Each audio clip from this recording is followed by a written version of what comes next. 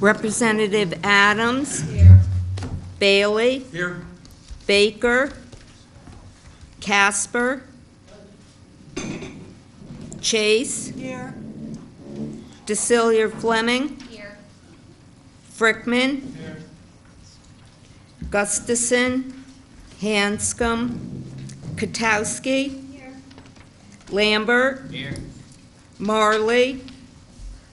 Marshall. Here. Martin. Massett. Here. McDermott. Here. Melendez. Mello Miller. Here. Merritt. Here. Newsom. Here. Oliver. Pascalini. Perry. Powers. Kristen. Here. Powers Sean. Here. Quinn. Richards. Here. Rogers. Here. Rusk. Here. Starkley. Here. Stevenson. Here. Streeter Irma. Streeter James. Strode. Washington. Here. Wells. Here. Whitehouse. Whitney. Eben. Here. Okay, so it's 24. 24, we have a quorum, thank you. Oh, I'm sorry. And Thomas, Here. Thomas. 25. 25, we have a quorum, thank you. So at this moment, I'd like us all to rise, and have a moment of silence.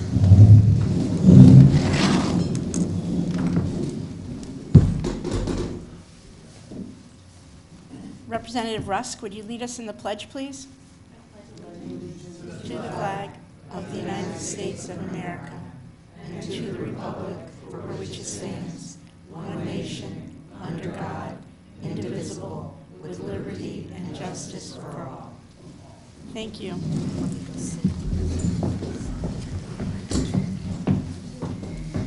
So at this time, I just want to thank all members of the 31st RTM for their service. And this is the last time that we're going to meet. And December will convene the body of the 32nd RTM. So thank you, guys, everyone. At this point, we have the approval of minutes. Do I have a motion to accept? Bailey, second is Adams. Oh, sorry. Yeah, but can we have a motion to accept? Is that okay? Adams will make the motion, and do I have a second? Second. Thank you, Powers. Is there any discussion? Representative Bailey? I wasn't present for the September meeting. Okay. So we can we'll remove your name from that. Okay. Any other questions? Representative Stevenson? I was also not present at that meeting. Thank you. Anyone else better check the attendance? I have a feeling it may have been cut and pasted. No? Well, I didn't do it. No, that's fine. I don't do it. All right. I would just ask that that be checked off of the roster, because I'm pretty sure Representative Whitehouse wasn't there either. So if we could just clarify the attendance on that meeting. Representative Casper? Okay. We're going to take a new look at the entire members who are present, because I think that this was just taken from the agenda. Seemed like it. All right, thank you. Anything beyond the attendance? All right, seeing none, all in favor of approving as amended, please say aye. Aye. Any opposed? Any abstentions? Okay, that motion carries. All in favor? Thank you. The next item are citizens' petitions, and this is the portion of the RTM agenda where the RTM welcomes comments from citizens. Each presentation should be limited to 10 minutes or less, and citizens should, if possible, submit written comments.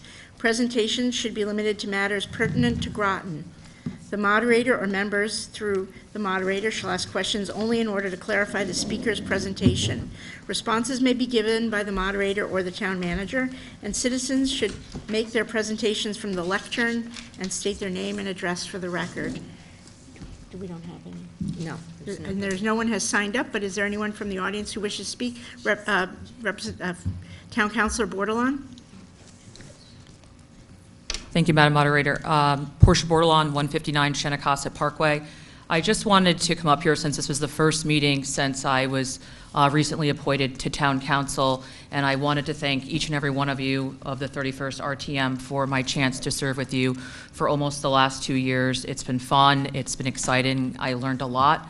3 people that come to mind in particular that did not rerun in this upcoming election that I assume are going to go retire or do some other fun activities. Jackie Massett and Jim and Irma Streeter, I just wanted to thank them for their time served on the RTM and their commitment to the community and their support to me throughout this process. And all of you, thank you for everything that you guys have done to support me through this first time running, and I wish you guys all the best, and I'm excited to see the new faces that come down here. But I'm also sad to leave because it's a nice representation of our town, and it's an important body, and I do believe that it is one of the strongest bodies in the town with the power of initiative, and keep that in mind. Thank you. Thank you.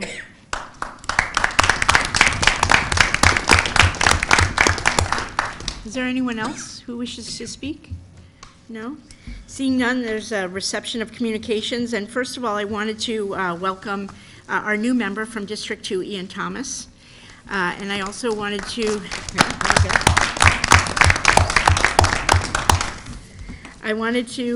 note that I had received correspondence from Representative Gustafson, White House, Perry, and Hanscom that they're not able to be with us tonight.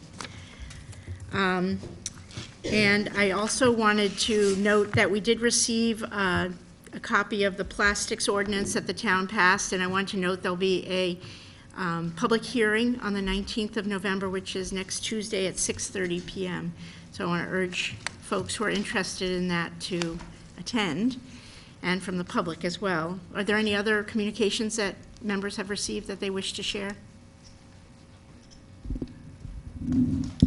Okay.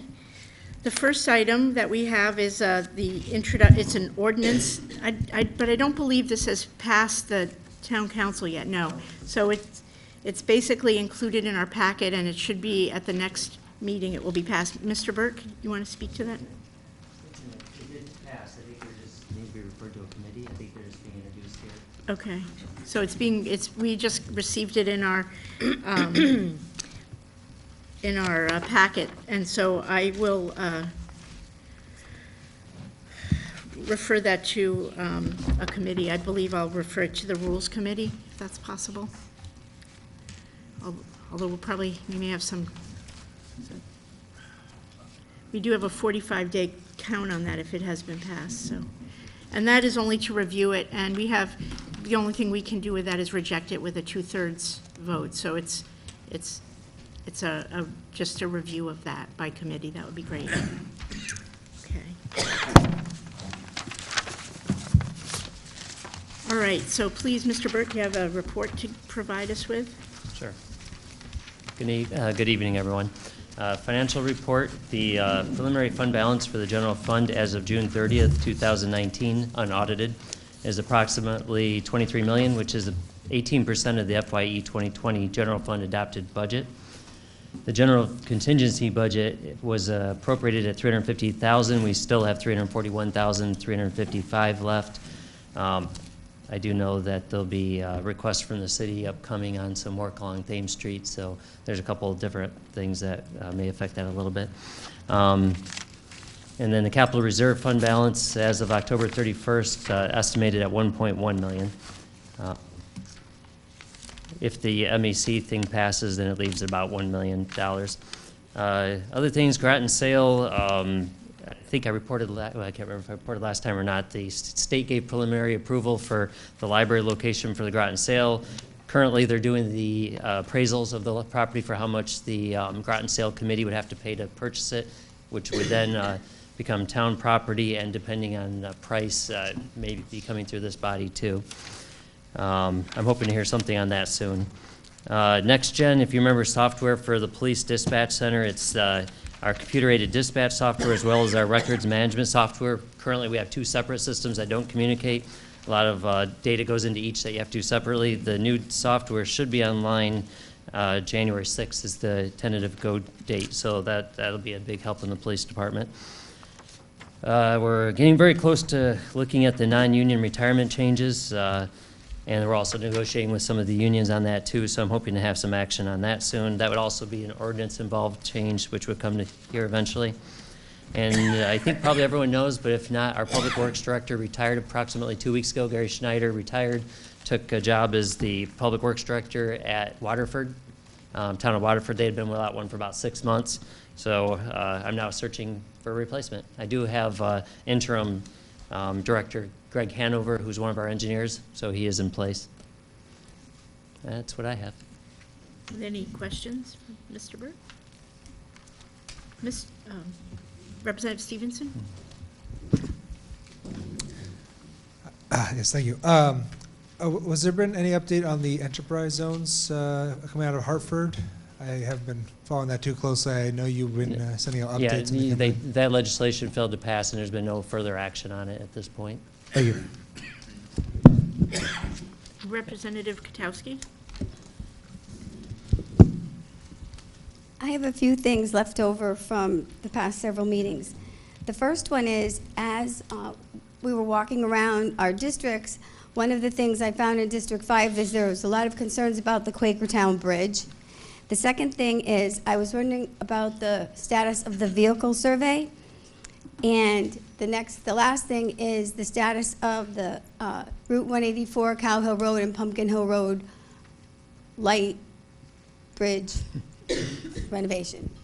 Thanks. Sure.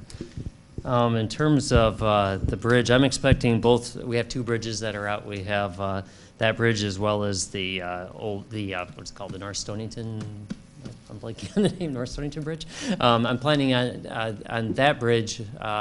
There's still grant money out there for it, and our engineers talked with the engineers in Stonington. They're planning on putting their money in for this year, so I'm anticipating we'll probably come forward with getting the bridge repaired, but I'm thinking probably both bridges unless something unexpected happens.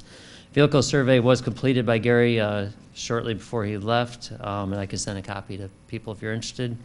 184, I just got an update from this. That's a state project. That's not a town project there. However, if you remember, we had that sidewalk that was out on 184. We kind of actually got a little lucky. The state was redoing work signals anyways and sidewalks there, and well, you can't do the sidewalk without doing the under part, so they're actually going to be doing that instead of us, which is nice. That was going to be probably a few $100,000 for this next year. However, they have run into some issues. I got an update from the contractor today, and they ran into several issues. Nothing major, but delays. For one thing, while they were performing their layout and surveys, they determined the existing underground water facility was in conflict with the proposed catch basin. They're issuing a preliminary revised plan sheet to CDOT, to the Department of Transportation. Let's see, one of the subcontractors was not pre-qualified by the state, so they're going through that process. A revision of the traffic management plan needs to be done. I feel like there's one more, and I guess that's it. So they ran into a few different things. They're hoping to be able to start work, they said, in a couple weeks. However, I believe the typical state cutoff for work is early December, so I'm not anticipating probably a lot being done this year. It'll probably be more like the spring, but I'll keep you updated if you're interested. So again, I rely on the state giving me information. They did give me this today. Thank you. Mr. Bronk, would you like to come and give us a report from the Economic Development? Thank you. Good evening. Paige Bronk, Economic Development and Community Development Manager. I believe that copies of a monthly report are provided to the RTM. So I actually have a copy. I'm going to read from some of the highlights from October. First of all, I did want to mention that the zoning ordinance update is completed. and it went into effect October 1st. And as you know, it was a long process. Our response to date from property owners and developers is that they find that to be fairly positive. It's intended to be somewhat of a living document, and it will evolve over time. As a refresher, we hadn't really touched the ordinance in roughly 30 years. So this is the first overhaul, and it should really assist in actually trying to help promote development and redevelopment within Groton. In terms of economic development, specifically, one of the large focus points for us is always marketing, and we have our website, exploremoregroton.com. We have new videos that are placed on there. We have new articles, monthly newsletters. We would encourage people to continue to go there for any news regarding economic and community development. One other key point that we're quite proud of, we did receive an award last month from CEDAS, which is the Connecticut Economic Development Association. It is a nonprofit professional economic organization in the state. It's a best practices award that Groton received, and there were 24 communities that received that out of 169 in the state. Those who applied and demonstrated that they're advancing, including using best practices, would be eligible to submit after applying for this application. We submitted an application with attachments that was about 175 pages long. Ultimately, we were successful. The award actually sits on the wall down at OPDS if you notice it behind the counter. So we're quite proud of that. Opportunity zones, we did attend the state's Opportunity Zone conference that was down in New Haven, October 30th. Groton had a table at which we networked with about 400 of the participants, including the governor and representatives from DECD, the Department of Environmental Community Economic and Community Development. We do participate with TRIP, the Thames River Innovation Place, and have been successful in securing year 3 funding for $1.5 million to support both Groton and New London. Wayfinding, people probably recall we had talked about that program, how important it is to us, and we were successful in getting some phase 1 money, and we are actually planning on trying to prioritize a launch for some key areas in town, one of which would be 117 and Route 1. That aligns well with the beautification committee, and also we have some targeted areas with some kiosks in Mystic. The public property redevelopment is where we spend much of our time, and we had talked before about Groton Heights. That is advancing. We have a purchase and sale agreement in draft form that we're working with Thayer Mahan on. We also have a draft brownfield grant agreement with the state, which we're now looking at. That's for $225,000. That funding would go to clean up lead and asbestos within the property. Gold Star Highway 529, we're still working with a developer. There's an option agreement that was executed. That would be about 300 multifamily units on that property. Sealy School, we have finalized our interviews, and we are nearing a point where we would actually advance the name of a preferred developer for the redevelopment of that property. Colonel Ledyard, we have proposals in hand. Developers had submitted proposals. We will begin interviews later on in November. Pleasant Valley, we're doing that marketing now and hope to have an RFP on the street by spring. The last project, which I think is a nice segue to an item that's later on the agenda, is Mystic Education Center. I hope for those who were unable to attend last Thursday's meeting at the Annex, you at least maybe were able to see the PowerPoint or possibly the video of the meeting.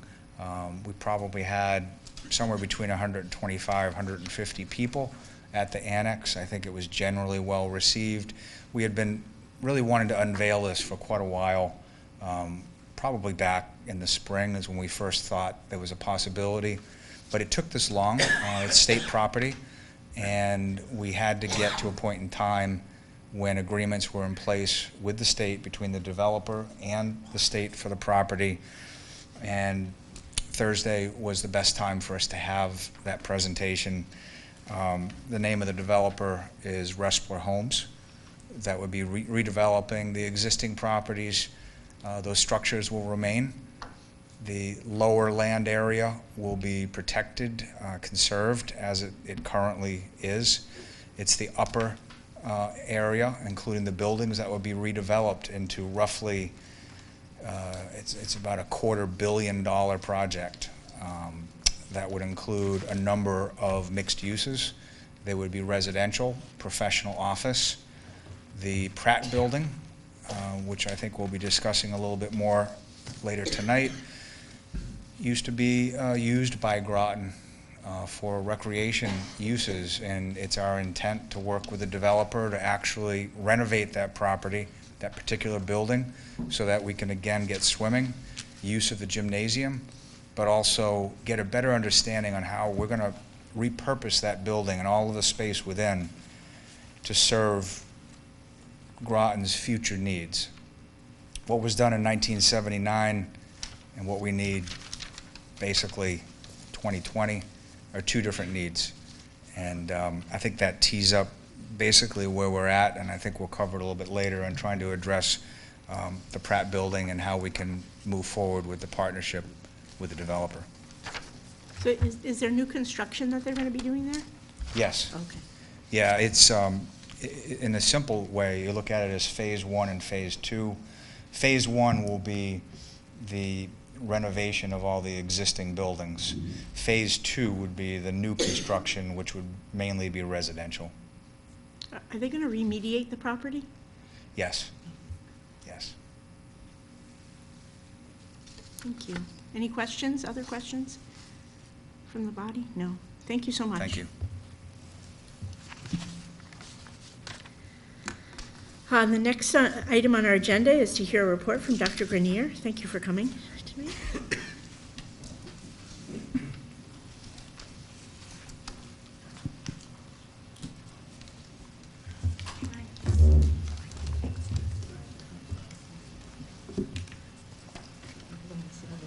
Oh, good evening. I'm going to, has anyone not received a handout? I have a few extras. I have some here. Oh, great, okay. Oh, I didn't mean those in.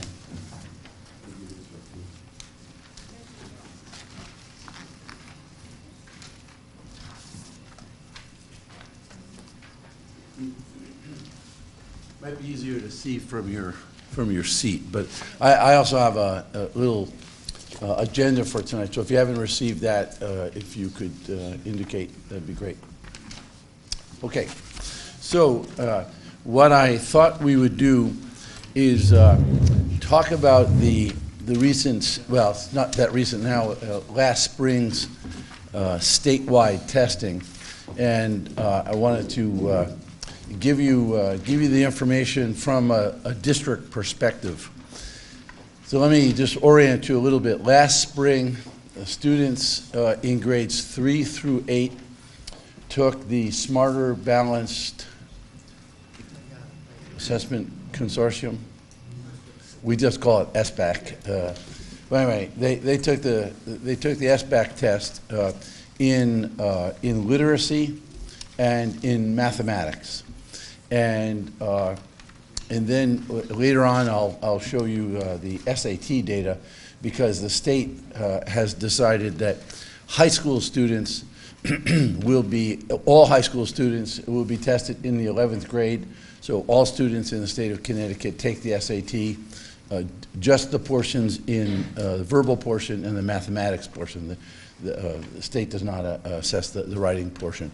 So what I'm going to show you tonight are three comparisons. One is the comparison of our district to the state, then our comparison to our district reference group, those districts that are most like Groton District Reference Group G, Gulf.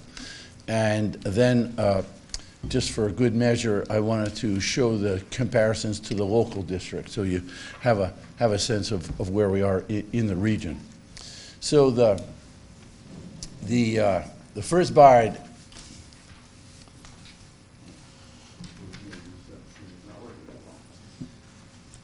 the bar second from the right is the one I always like to start with, and that is, how well did the children do in the state? And when I say how well did they do, there are 4 levels of achievement. Level 1 is students have not met the goal. Level 2 are the students who are approaching the goal. Level 3 are students who met the goal. And level 4 are those students who have exceeded the goal. So we report on only those students who have met or exceeded the goal. So if you look at the state average for children in grades 3 through 8 meeting the goal was 55.7%. Groton students, 59.7% of the students. So I always feel pretty good about that because, as you know, 50% of Groton students are considered by the state high needs, meaning that 49% are free and reduced lunch, another 3 or 4% don't speak English as their native language, and about 18% have special education identification. So when you take a district like that and you do better than the state, I'm always concerned about where we are vis-a-vis the state, and if we're ahead of the state, that's a good thing. The second thing is, when you look at districts, the state groups districts based on socioeconomic level, the income and educational level and so forth. And so the districts, I must confess, is straining my eyes, never mind yours. Bloomfield, Bristol, East Haven, Hamden, Killingly, the districts that are most like Groton. And so you see where they are, and Groton is, the children in Groton, 3 through 8, did number 1, at least in that reference group. The scores in mathematics are, again, the math scores are always a little lower than the literacy scores. So the state average is what I check. It's 48.1%.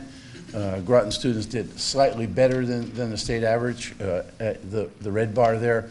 And then the green bars across the way, I think one district, Winchester, scored higher than Groton, but Groton children scored higher than all those other districts.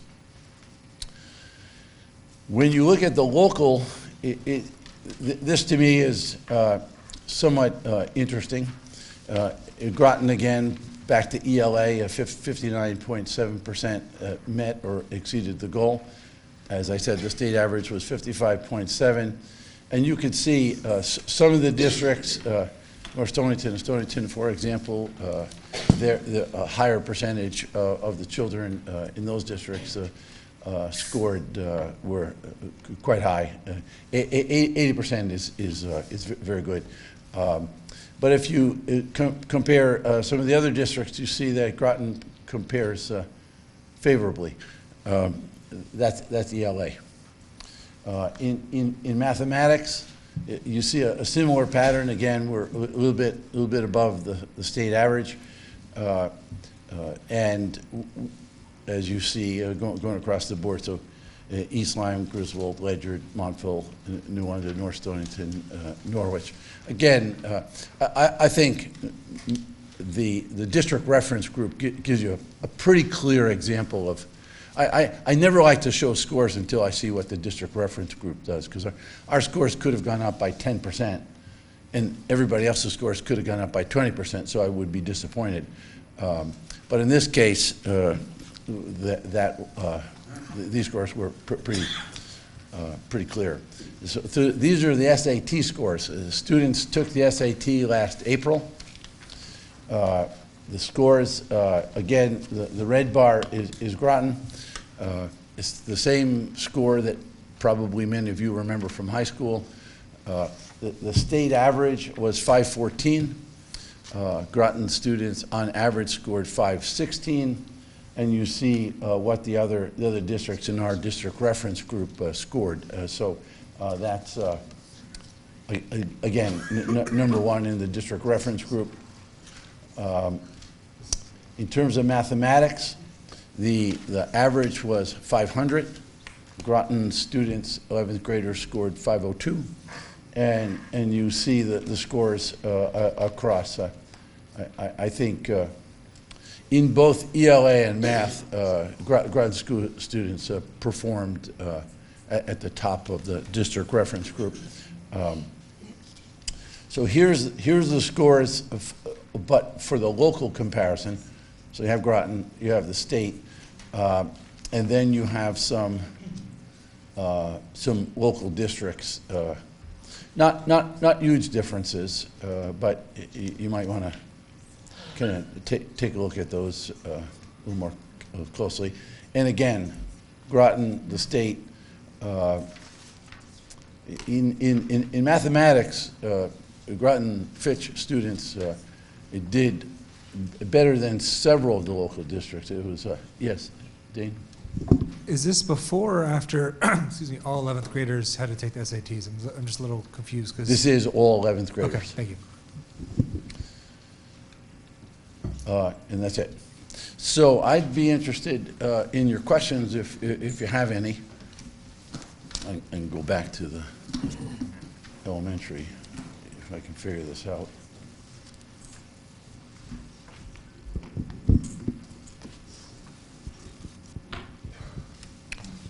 Yes. Oh, sorry. Yep.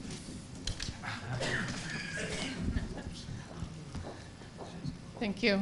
I have a question regarding the scores, not the SAT scores, but the testing for the 3rd through 8th graders. Yes. That's quite a range, 3rd Right. grade through 8th grade. Right. So I wonder, I'm assuming you have it broken down by grade as well. And my question was, well, one, this is one measure of how our students are succeeding and Right. what they're doing. There's a lot of other measures, just Certainly. recognizing that. Right. And also, I think we should kind of look internally and see what grades are we doing well in and what grades are we doing not as well in, and how can we improve. So Right. could you share a little bit of the variation between grades? I don't have those data with me. We have gone on to, this was the initial presentation to the board, and then the principals came in and did. We, of course, have everything from individual student data that the data teams look at to sharing with the board by school, by grade. We have that data, and then we have a number of action plans that have risen from this. Basically, the action plan, I think, we have implemented a teachers' college writing and reading program, and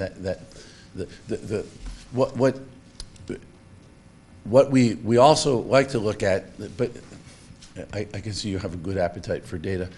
So do I, but this can go on and on and on. But for me, cohort data is the only data I'm really interested in. In other words, if I look at the 5th grade scores, I want to see how did they do as 4th graders and how did they do as 3rd graders, see what's the trend. And so we have all of those data, and the teachers, the data teams are working with those folks. We have made a number of these presentations, and I think, and I'll check, I'm pretty sure we videotaped them, and they'd be available on our website. Would this be through the Board of Ed meetings? Yes. Yeah, that's right. We've done it. I like to bring in the principals to talk about their own particular. So last night, for example, we had both middle school principals and the high school principal talking about 6, 7, 8, and then the 11th grade data.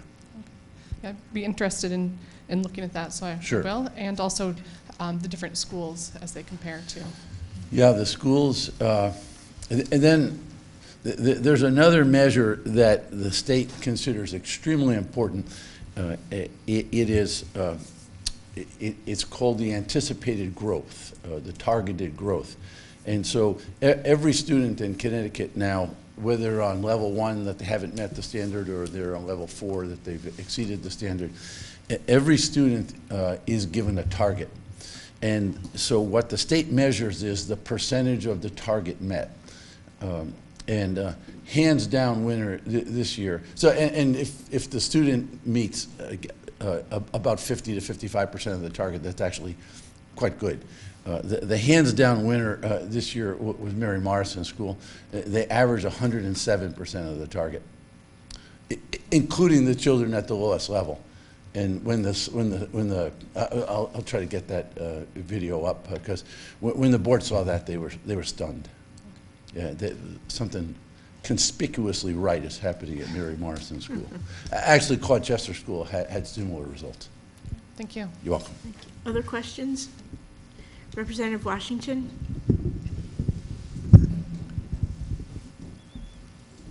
I'd like to see some information, Dr. Grenier, on the subgroups and how we're doing with our Sure. achievement gaps. Sure. Okay? Yeah, I'll try to, to tell you the truth, I haven't seen it myself yet, but I'll get that for you. Representative Thomas?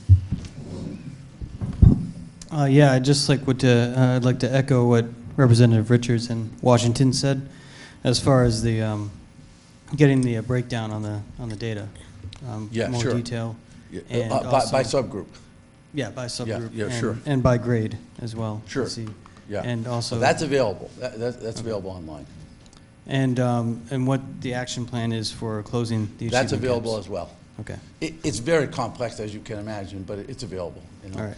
I'll make sure that those videos are prominent on our website. Great, thank you. And on a quick side note, not apropos to this, but the West Side School phone system, intercom system, the last few times I've been there over the past few months, it's down. And Yes. I know that there's some work being done on that. I think it's. I'm not I sure. think it's completed today. It is completed Yeah, today. it's been a extremely frustrating problem, but my understanding is today it's completely fixed. Great, good to hear, thank you. You're welcome. Mr. Burt? Another topic, I was asked to ask you for an update on the Northeast Academy moisture issue and whether the engineering report is available. Well, it is, as you know, part of the CIP. We've done a couple of things with the Northeast. We have implemented this summer an active dehumidification program.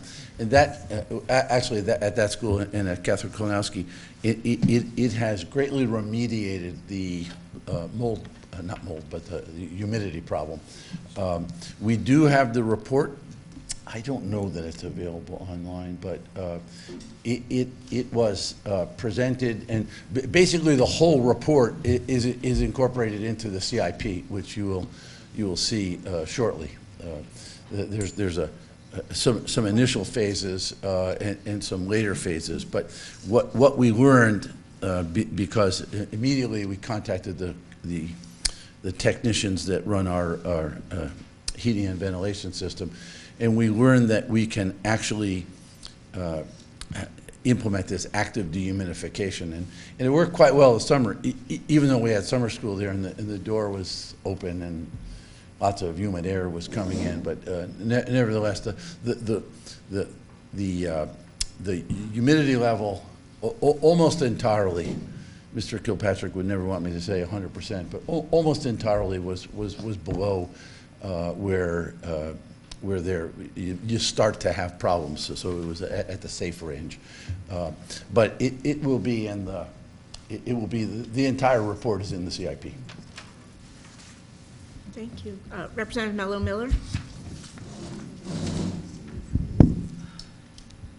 Dr. Grenier, I have to ask about the lead levels. Are we completely good Yeah, with lead? we are. Okay, so fish is completely, everything's good?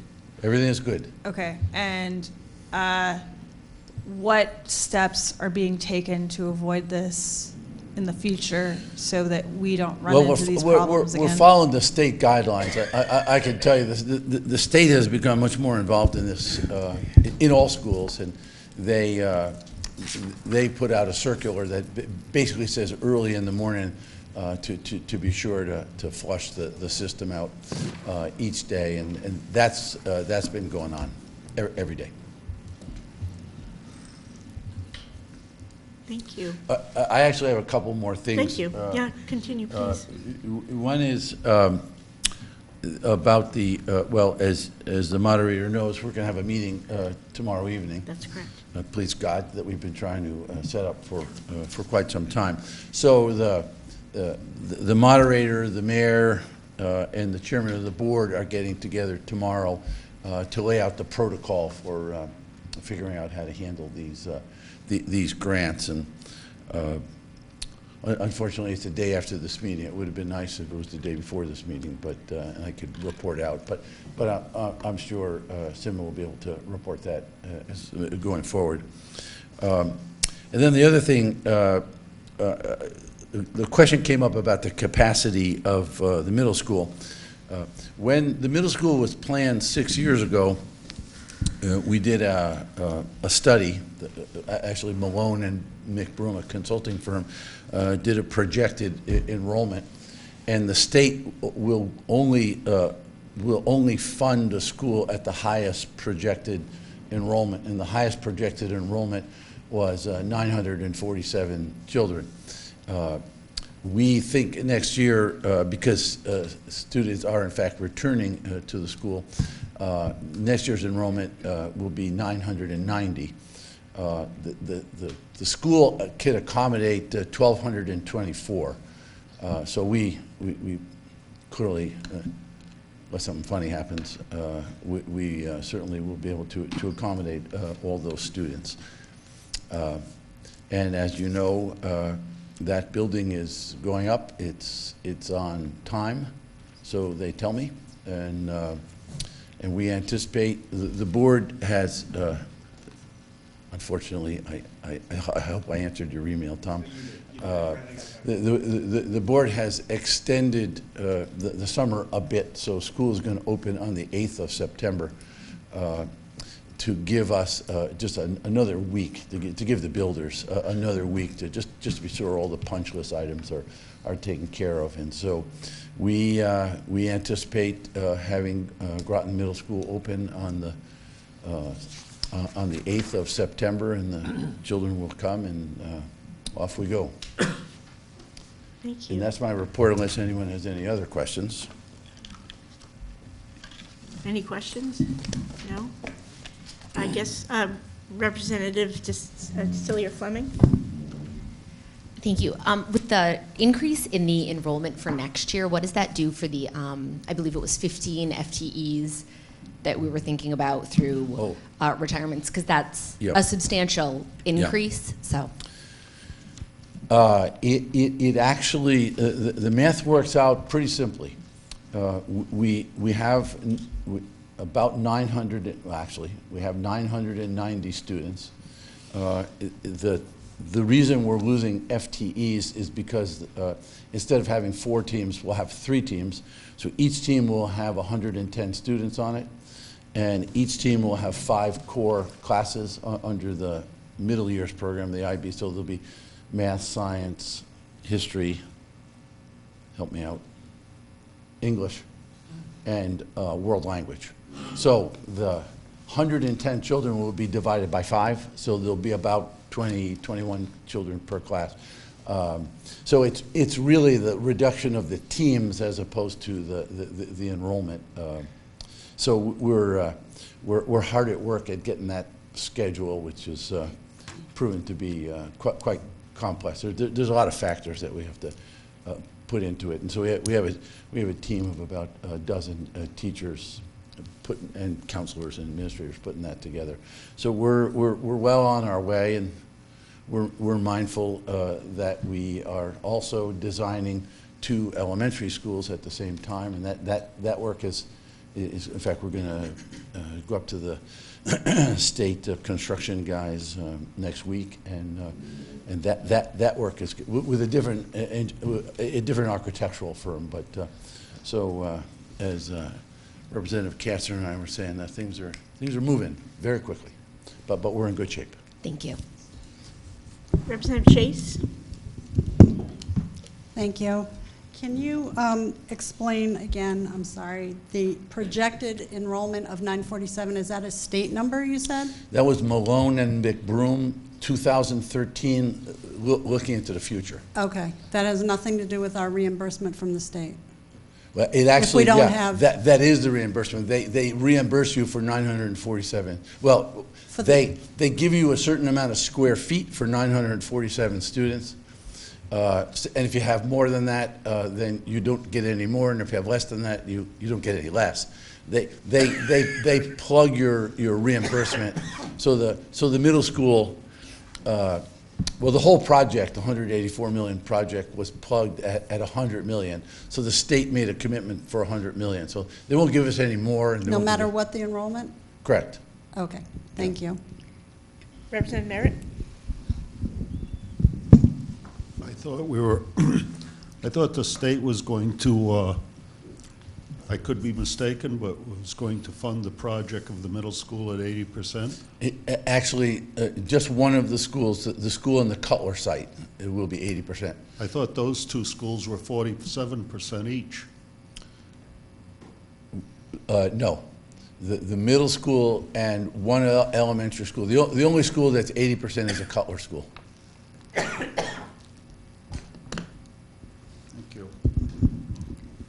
Representative Mello Miller?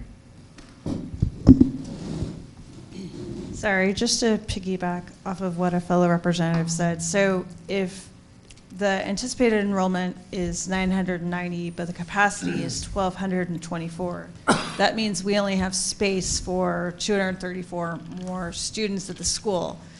So if you average that families come in with an average of 2 children, that means we would have room for, the school would have room for approximately 117 new families. Was any of this a factor considering the economic growth that Groton's anticipated in having in the next 5-10 years? Yeah. Were you working with the economic development to consider this in terms of the need for, because this is going to be the only middle school, correct? Correct. So just curious how that Well, went about. the way the funding works, it is purely a demographic number, and the state gives you reimbursement based upon that number. The concern that the board has about what you just addressed is that we are recommending not to turn over to the town Mary Morrison School.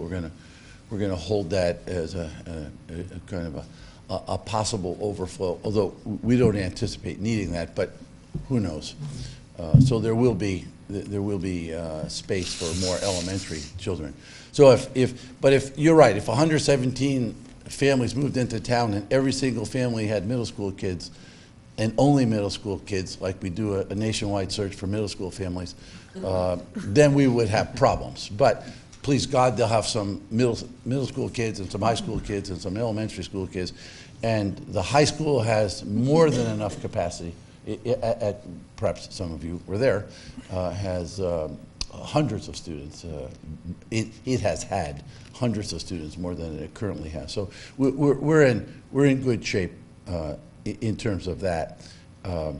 But yeah, I mean, if we had another 200 and whatever students, that would be 225. That would be remarkable, and you know, the town would have to respond to that in some way. But everything we know about demography tells us that this school is well designed for the enrollment. Representative Newsom? Thank you, Madam Moderator.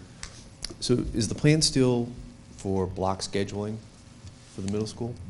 It is. It currently is, because under the middle years program, you have to teach 8 subjects, and we looked at a non-block schedule, and we realized that the math class, for example, was going to be cut by 40%, and that was simply not acceptable. So how many minutes per block? Yeah, probably about 80. The elementary have 75 right now for math, and they are pushing us to get more. And the little children have literacy block of 90 minutes. So I think middle school students certainly can survive at 80 minutes. So what kind of changes are faculty going to have? What kind of training to go from what they're presently doing? Because I know it was difficult when the high school went to it. Yeah, that's a good point. Well, it actually conforms to the way the International Baccalaureate middle years programs go. It is a project-based, it is very much inquiry-based, and as you see at the high school classes, there are typically a number of activities done in a period. But you're identifying there will be need, and we're addressing that right now. The linchpin of this whole thing is in fact the schedule, and so once we get that absolutely settled, then I think we're going to turn to. That's a really good point that you bring up. Teachers are going to have to do some adjusting. Thank you very much. All right, thank you so much. You're welcome. All right, the next item are our liaison reports. Representative McDermott, do you have one?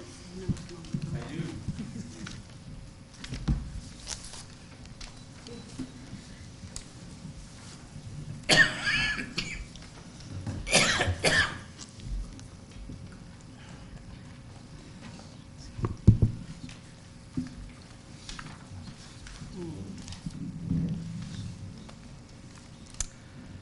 This is a report on the Trails Coordinating Task Force. For those of you who are unfamiliar with what that is, it's an ongoing group. It's a group of representatives from various organizations who coordinate their efforts so that our area residents can enjoy use of our trails and park system. The meeting was September 19th, and it was called to order at 4:01 by Mark Berry, our Director of Parks. Attending were Bruce Lofgren from Town Planning, Joellen Anderson from Avalonia, Mark Berry, Director, June Everett, Bruce McDermott, Beautification Committee and RTM, B. Reynolds, Joan Smith from Avalonia, Michelle Fitzpatrick, Sidney Van Zant from Groton Open Spaces, and Rachel Franco from Town Council. Comments and concerns. McDermott said he had spoken with Deb Jones in planning about the overgrown park that we have over on the corner of Pequannock and Route 12. We've been trying to do something with that for quite a while. It's kind of a focal point here in town. Everybody sees it, and it just does not look good. We thought that perhaps we could pull invasive species, and they could be considered if a plan was submitted to the planning department for approval. Mark agreed to submit the application once the plan had been put in place. B offered to help identify the invasive species, which she has done, and Joellen asked if the plan was to replace the plants that were removed with native plants. We haven't gotten to that point yet. Sidney Van Zant reported on efforts to find places to plant along the edge of Birch Plain Creek, that's over on Thomas Road. The goal was to discourage geese from landing. Approval of the July minutes was unanimous. Reports. There's an ongoing forestry project where they're doing a lot of clear cutting of trees in progress on Avalonia's Hoffman Preserve. That's off of Route 201 in Stonington. It's really quite a remarkable piece of property if you get a chance to go out there and walk it. Avalonia's website can now be accessed simply by going to avalonia.org. And we're still fundraising for the Atkinson property that borders Groton Utility Reservoir property in Ledyard. When owned, this property will become part of the West-East Great Oak Greenway. Other reports, Cop property, that's adjacent to the dog park off of 184 in Gungy-Wamp. Mark reported that board members were inspecting the trails monthly. It's another prized piece of property here in town. X-Town Trail report, no report. Groton Open Space Association, a kickoff meeting for the Bakers Cove and Birch Plain Park was being held to discuss protecting that watershed. They are clearing invasive species along BB Cove on Route 215, which is Noank Road, and planting native grasses and plants. Town trails, we had quite a bunch of people that volunteered to go out and do a walkability study for the town. Bruce Lofgren provided an update on the walkability study. Bruce asked what the outcome of the study would be. Bruce replied that there is a matching grant money available, and as projects in the area that get studied come through, the planning department would address the identify the issues. Some of the issues are safety, broken sidewalks, visibility of pedestrians on the sidewalks, crosswalks, and other pedestrian concerns. Tri-Town Trail, B provided a progress update stating that they were in need of a bridge for the next phase of the project.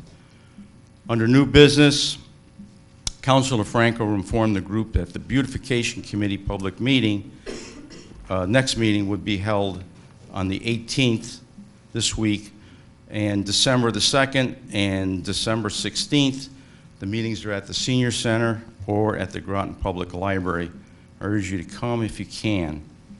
Next meeting of the Trails Committee will be on December 5th. Adjournment was made and motion seconded by Bruce McDermott, unanimously approved. Thank you. Any questions? We got a question? Just want to say thank you to everybody for that I've had a chance to work with here. The Trails Committee has been great. It's a remarkable resource that we have here in town. We've got a director who's just great in pulling all of these people together that enhance this whole experience for us in Groton. And I want to thank Beverly for my enjoyable time on the Finance Committee. Hopefully it won't happen again. Thank you. Thank you.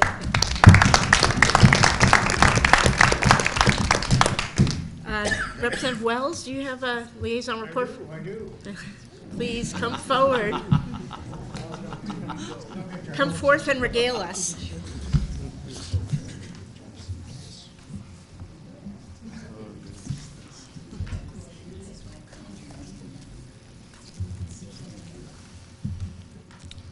That's a little disorganized because I've tried to merge we had two meetings, one on September 9th and another on November 4th. And a lot of the stuff is, for example, the revenue for the fiscal year is up 11% more than last year and 32% more than for the golf course than the average of the prior 4 years. So we're overcoming a horrible year last year, which ate up whatever fund balance we'd accumulated because of the poor weather. The revenue got about a 50% boost from the sale of 395 off-season passes, which are good until April 1st. And we're averaging $32 per round compared to $29 a round last year. The Facebook followers are increasing steadily and sort of lost interest in that, but they're coming along. And they're doing some advertising on Facebook. When they get reports from golfers of poor conditions at courses around the region, they target Facebook ads to those areas to lure them away. And the course has new booking software, which is going to collect email addresses and do just a much better job of keeping track of the people who do play the course. And we did talk, the town's beautification committee will be organizing fall and spring planting around the new redesigned Plant Street entrance. And we're hoping that the Garden Club is looking into taking on regular maintenance of that. Jenny Schofield, the Connecticut State and National Register Coordinator, visited the course and is confident the course can make it on to the National Register. And I've made up some copies of what the Register does and what the Register does not do from the site, and left them here, so you're probably wondering what those are about. The cost to put the course on the National Record, the cost in the clubhouse, is going to be up to $20,000 with a state grant covering half. So that would leave the town paying up to $10,000 of the cost to put it on the National Register. Materials on the course that the course has collected are going to make it a little easier because they have a lot of documentation on the course.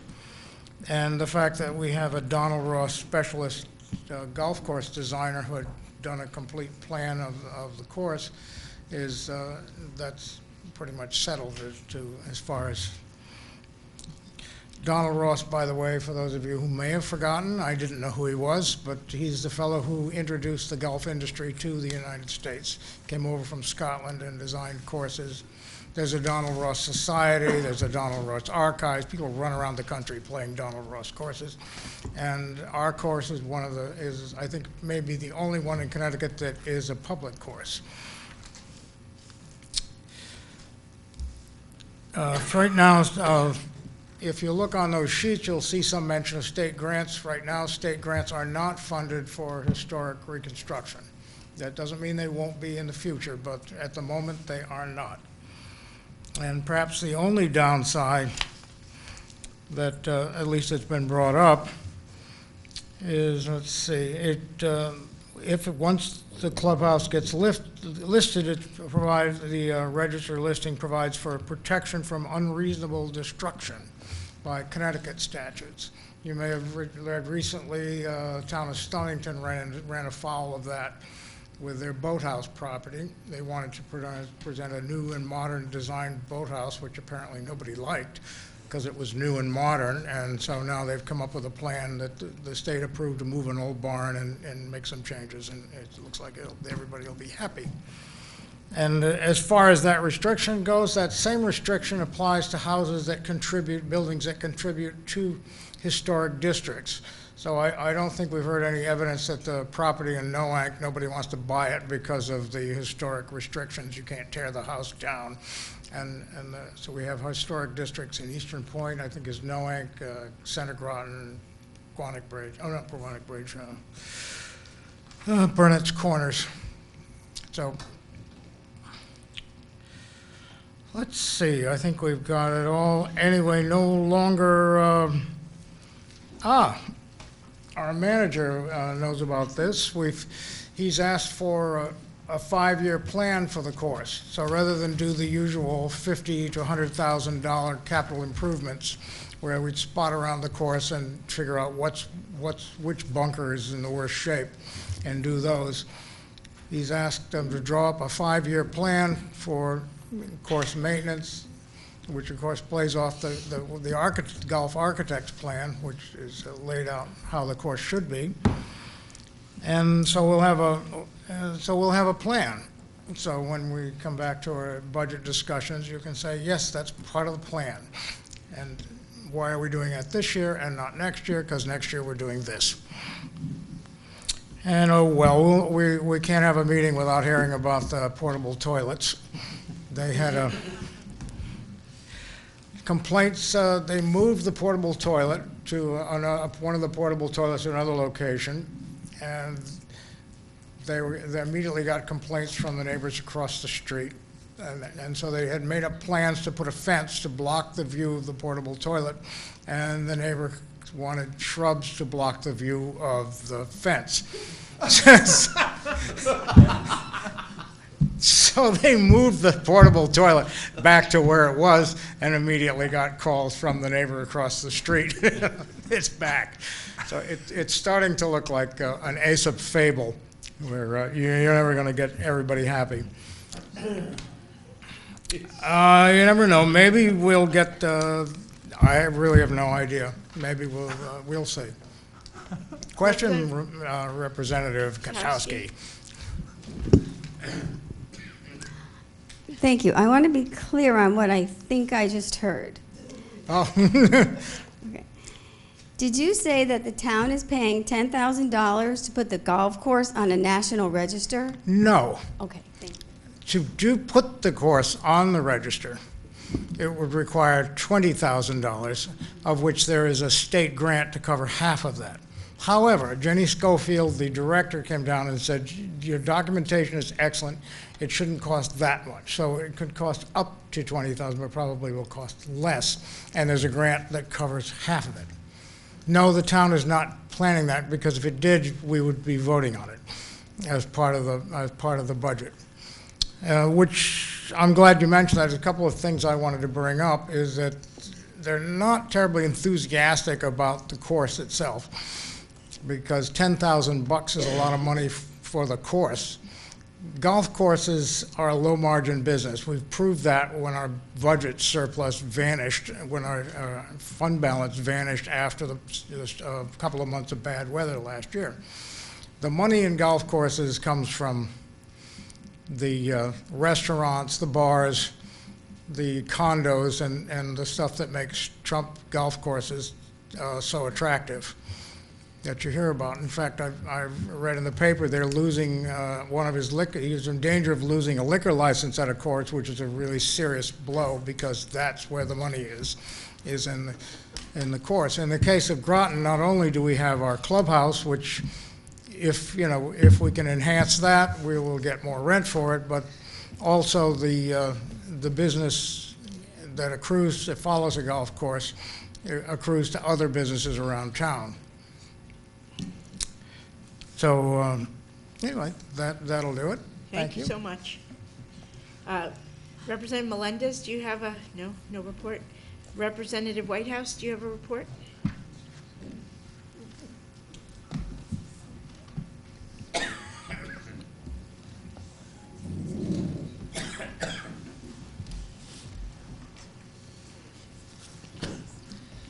Thank you, Madam Moderator. I apologize, not fully prepared. I didn't expect to be able to make it tonight, so, but I'll share what I have.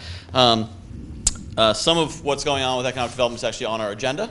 After many years in the making, there is something going on at the Mystic Education Program, Mystic Education Center, which you'll hear much more about soon.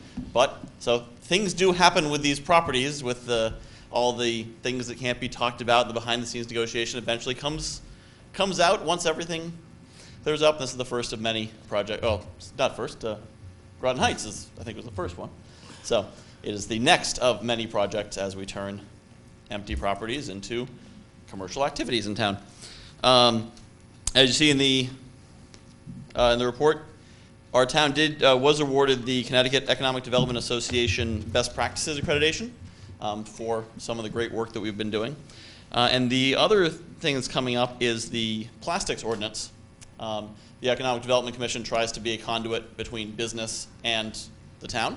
And so they are organizing a public forum on November 18th for businesses to come and give feedback on the plastics ordinance. And that's going to be at 6 p.m., which is actually the day before the town council is going to be discussing having their public hearing. But this will be a chance to get more feedback from the businesses now there is actual text of the proposed ordinance.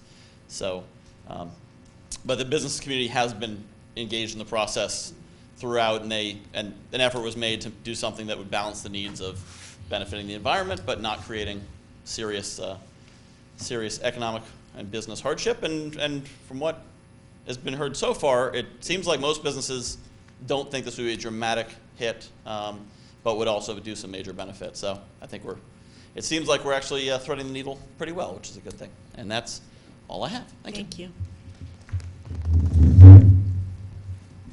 Next up is our finance report. Representative Katowski.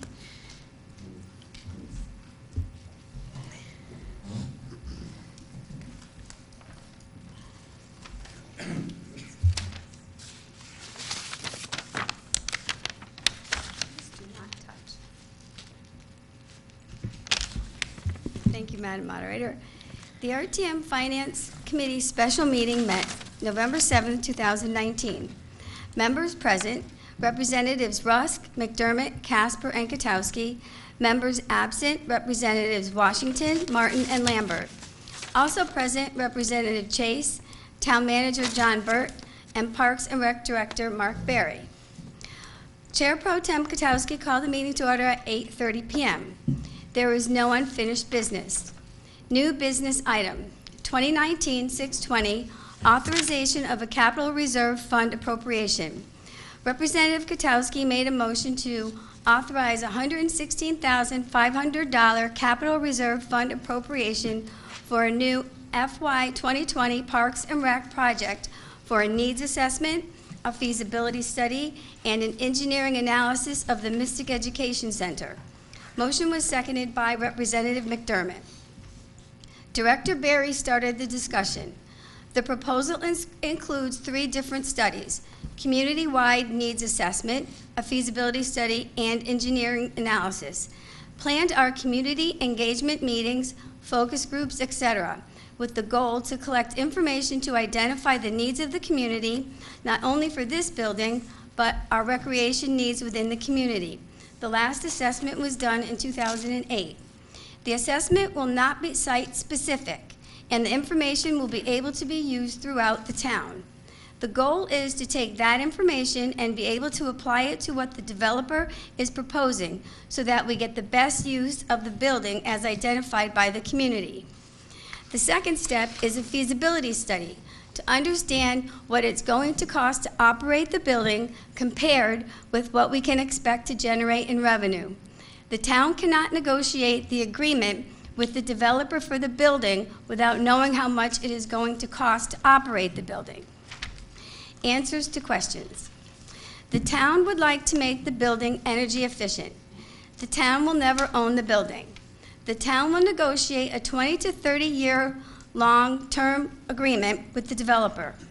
The town will pay for upkeep of the building, staff, and benefits, but not rent. The town will charge to use the facilities. If the building is too expensive for the town to operate, then it becomes a private building for village use only. The developer does not want to operate the building. The developer needs amenities such as a pool, gym, etc. as selling points for the 750 housing units. Housing units will mostly be 1 and 2 bedroom apartments. The building will be open to the public as well as the people in the village. The town is currently spending $30,000 per year to use the pool at Avery Point for Parks and Rec on Saturday and Sunday. Fees do not pay for the $30,000. The swim team also pays money to use the pool at Avery Point. The swim team will use the pool in the new building and/or a combination of use with Avery Point. The pool in the new building will be high school level for a swim team, but not collegiate. There are possibilities of restructuring the auditorium at the new building depending on the studies. The money for the studies is coming from contingency, $85,500, planning budget, $15,000, and Parks and Rec Special Revenue Fund, $15,000. Some questions could not be answered, such as parking, for example. It's too early. The project will not be going to referendum. The project will move forward whether or not the building is included. There is a full-size gym in the building. The town will have 2 community centers that we will be maintaining. However, the middle school will have other offices as well. The building will be able to accommodate seniors. Other comments. This is a once-in-a-lifetime opportunity. The developer will pay to outfit the building. The town wants to make sure the building is exactly how we want it. The town also wants the building to be energy efficient for operating costs. Without this expenditure, the building does not go public. The project fits into the 2016 Plan of Conservation and Development. Discussion ended and the Finance Committee voted to authorize $116,500 for 3 different studies for the Mystic Education Center. 3 in favor, McDermott, Casper, Rusk, 0 opposed, 1 abstained, Katowski. Meeting adjourned 8:56 p.m. I'd like to make a motion to approve the minutes of the November 7th, 2019 Finance Committee special meeting. So we have a motion to approve the minutes, and it's been seconded. Discussion, Mr. Burt, did you want to say something? I just wanted to touch on where you said the town would never own it. There's no intent to own it, but never say never. You know, the initial lease will probably be 20, 30 years, but could there be some reason down the road to it? So that wasn't exactly what was said, so just to clarify. If I have some reason here for 30 years in the future and we look at it, please don't hold it against me. Any other feedback? Seeing none, we have a motion on the floor to approve the minutes of the Finance Committee meeting. All in favor, please say aye. Aye. Any opposed? Any abstentions? That motion carries unanimously. Thank you.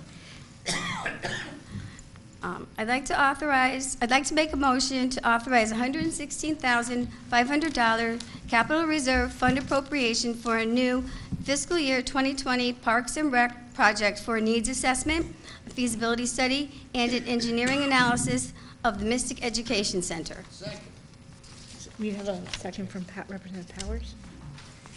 Okay, we have a motion on the floor to authorize item 2019-620, a capital reserve fund appropriation for $116,500 for 3 studies for the Mystic Education Center. And we have Mr. Berry has joined us if we have any questions. So are there any questions? Representative Mello Miller.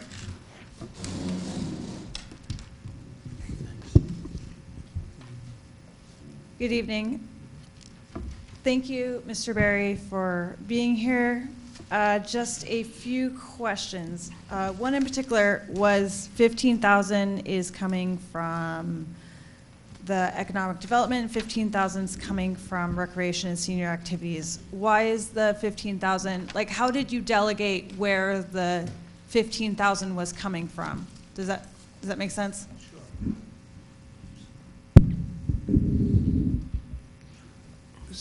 We have a fund balance in our special rec fund, and when we looked at that, we came up with this number because we felt that that was a comfortable number that we could provide towards this project without, and it would protect us if something occurred unexpected, that we would still have enough money to cover some fees in case something came up.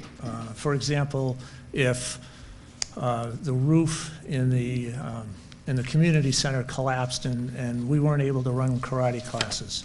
Well, karate generates quite a bit of revenue. That revenue from that program helps to pay for other programs that aren't self-sustaining. So we would use some of that fund balance to still be able to provide those programs that don't pay for themselves. So we have to keep some money in there in case of some kind of a disaster or something unexpected. The $15,000 from community development, that was a decision that John Reiner made, and I don't know if Paige can. We have funding to market properties for redevelopment, and we made a decision, since this is really in essence a public-private partnership, that was an appropriate use of funding, in particular given the public benefit that would be gained from the rehab on the building. And can one of you break down what each study is going to cost? So we have the community needs assessment, the feasibility study, and then the engineering analysis.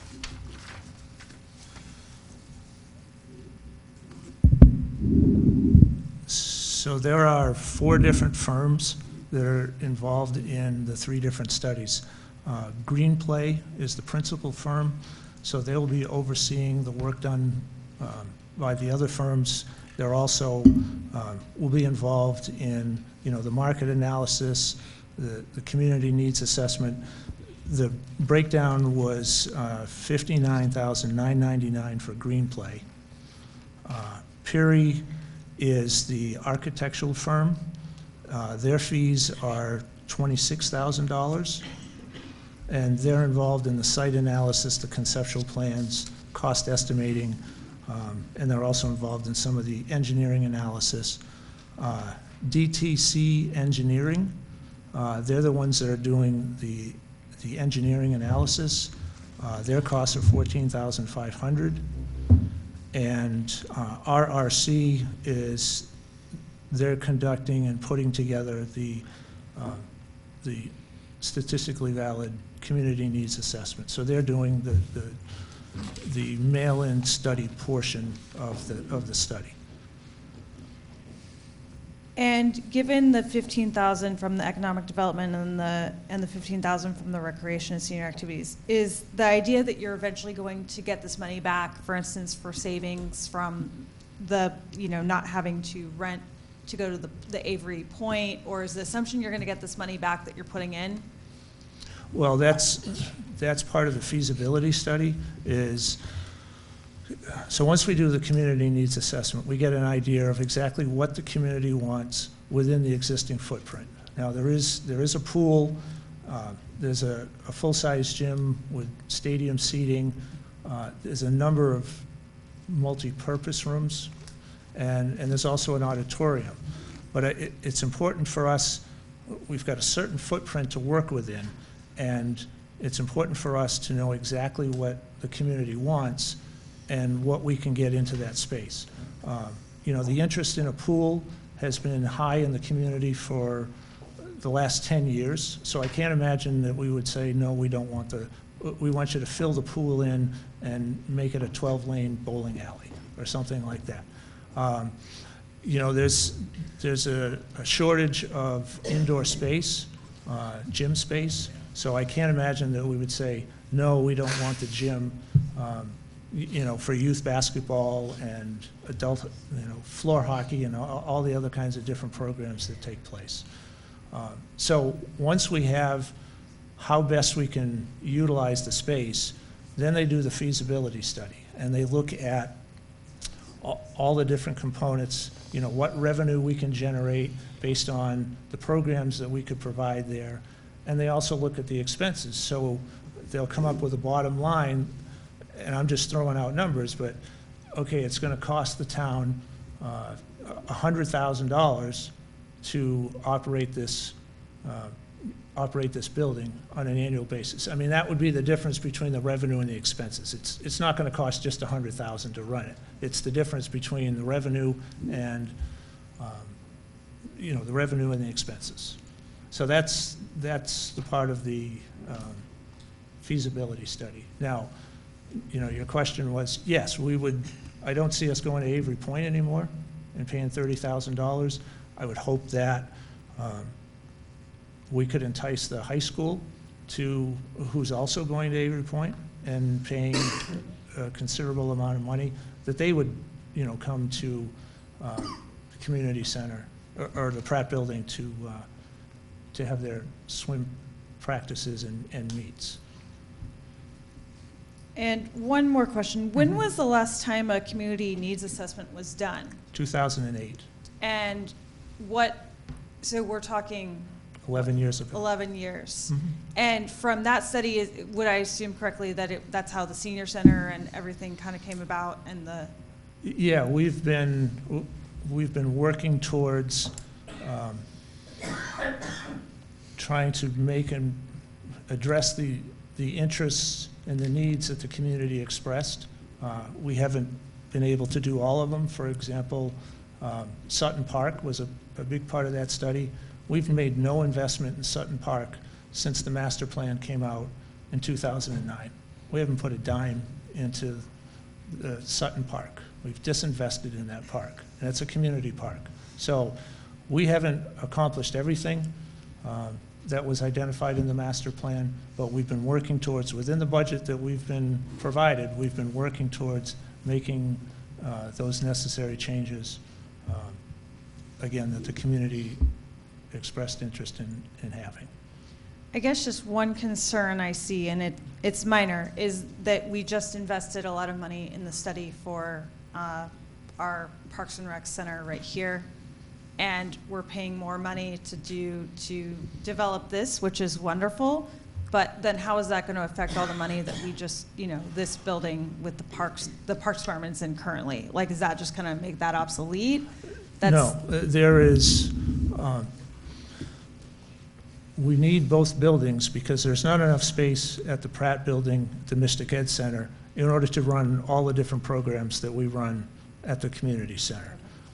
You know, in an ideal world, we'd have one building that would have a pool, you know, and all of those things. We're not working in an ideal world, unfortunately. We're looking at operating two buildings. Okay, I just want to make sure that that was Yeah. addressed. Thank you. Mm-hmm.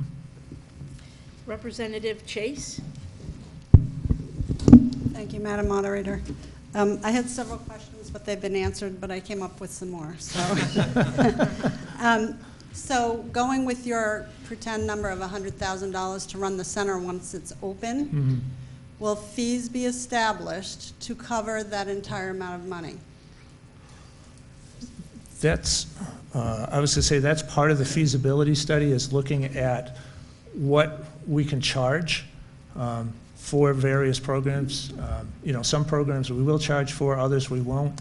I can't sit here and say that operating the Mystic Ed, the Pratt Building, is going to be revenue neutral. That's part of the feasibility study to determine where exactly those numbers are going to come in.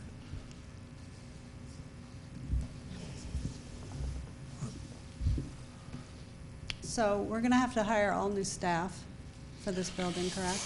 That is going to be part of the feasibility study. And that So- will be, you know, that will be presented to the community, and then the community will make a decision like, yeah, it's wonderful that, you know, we're getting this pool, but we just don't feel that it's worth the investment. You know, that will be a decision that I'm sure will come through the council and the RTM.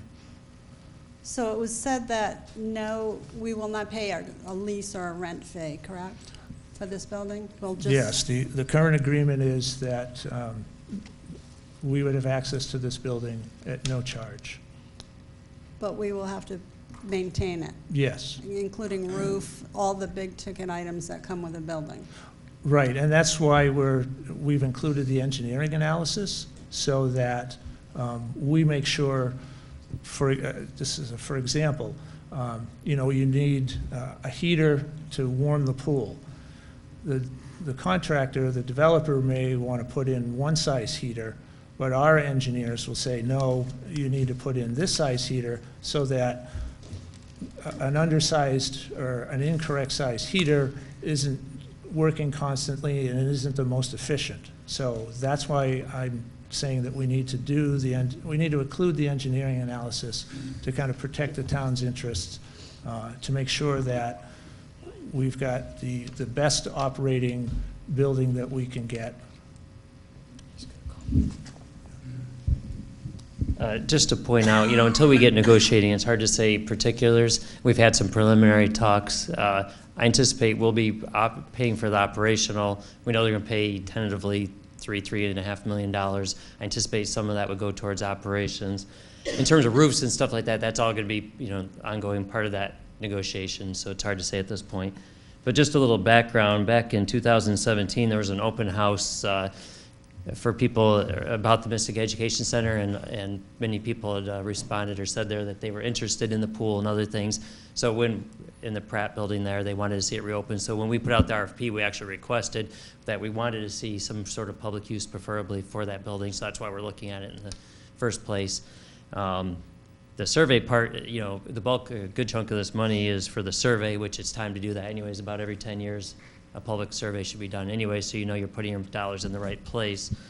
In terms of, and then architectural is obvious, you know, there's existing uses there, but they could be, you know, much different. For instance, there's the amphitheater in there, but we also have one that could be used in the community center.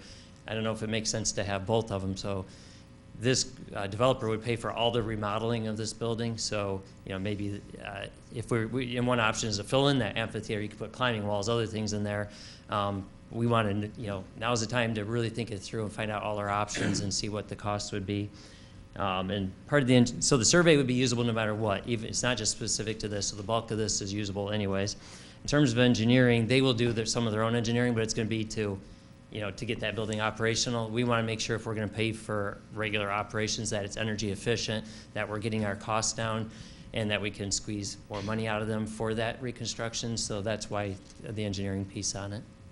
So before it's open, we're paying the $116,500, and from that moment till it opens, we pay nothing more. Is that correct? That's as far as I know.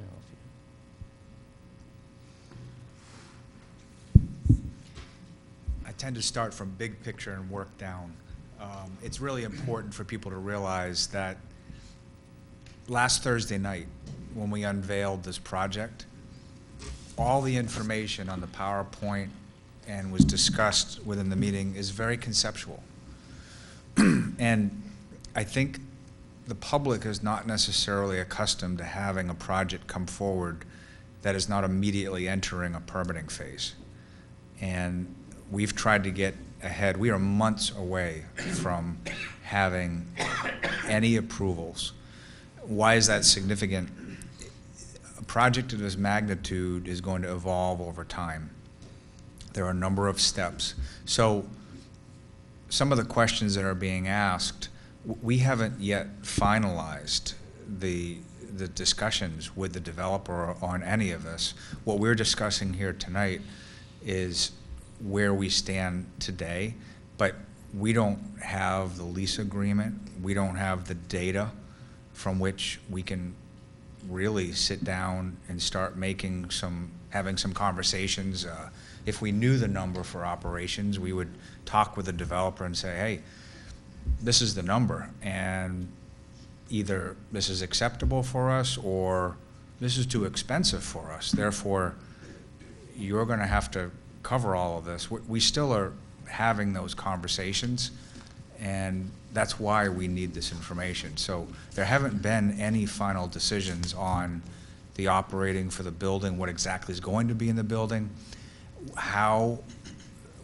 to what level of detail will the developer do the rehab. Clearly, it's not just a new paint job. We're going to expect a lot more. I was thinking when John was mentioning the old bleachers that are in there, we have to make a decision what needs to go, what needs to be replaced. And I think that's why we're looking for this information, so we can do our due diligence and make sure that not only are we going to get the best product for Groton, but spending a little bit of money can translate to some significant cost avoidance as well for all of us. All right, thank you very much. Thank you. Representative Stevenson? Thank you, Madam Moderator. Excuse me. I'm on board with the first two $15,000, but I'm just trying to wrap my head around the engineering study. It seems to be contingent on the first two, so why are we already, is it something that has to be signed all at once? Can you help me understand? Well, it was negotiated as a package after going through an RFP process, so the other numbers can change. However, if we started going in through it, the engineering would be the last phase. We could conceivably cut it off if it wasn't going where we think it should be going, for like, oh, this just doesn't make sense. But we'd have to go back and restart the process otherwise. I do think it's needed. And to me, that's the absolute most critical piece out of all of this, is the engineering. Even if you're going to just keep basically what's there without surveying and looking at other things, I want to make sure that building is what we want it to be. So that's by far the number one piece to me. Right, but it's a weird situation we're talking about getting into as well, because this private group stands to, benefit a lot from having this on their premises as well. So I just want to make sure that we're not holding more of the bag than we necessarily should be. Just to make that clear. Okay. I'd like to just touch that quickly. I look at it somewhat like someone buying a house. You have a buyer and a seller. And if you're a buyer going to a seller and the seller says, yeah, I'm going to take care of everything, do you want to buy it today? I know that's not the case. We're talking about a lease. But basically, the buyer wants to do their own due diligence. They want, especially a building of 40,000 square feet that is decades old and known to need some remediation.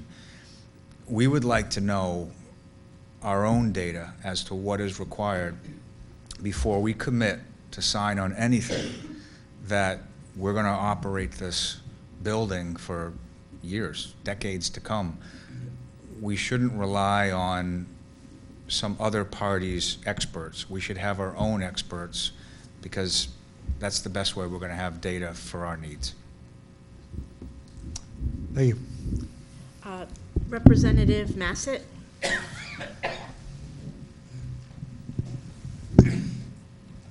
I just have a question about the use of $15,000 from the Senior Activity Fund.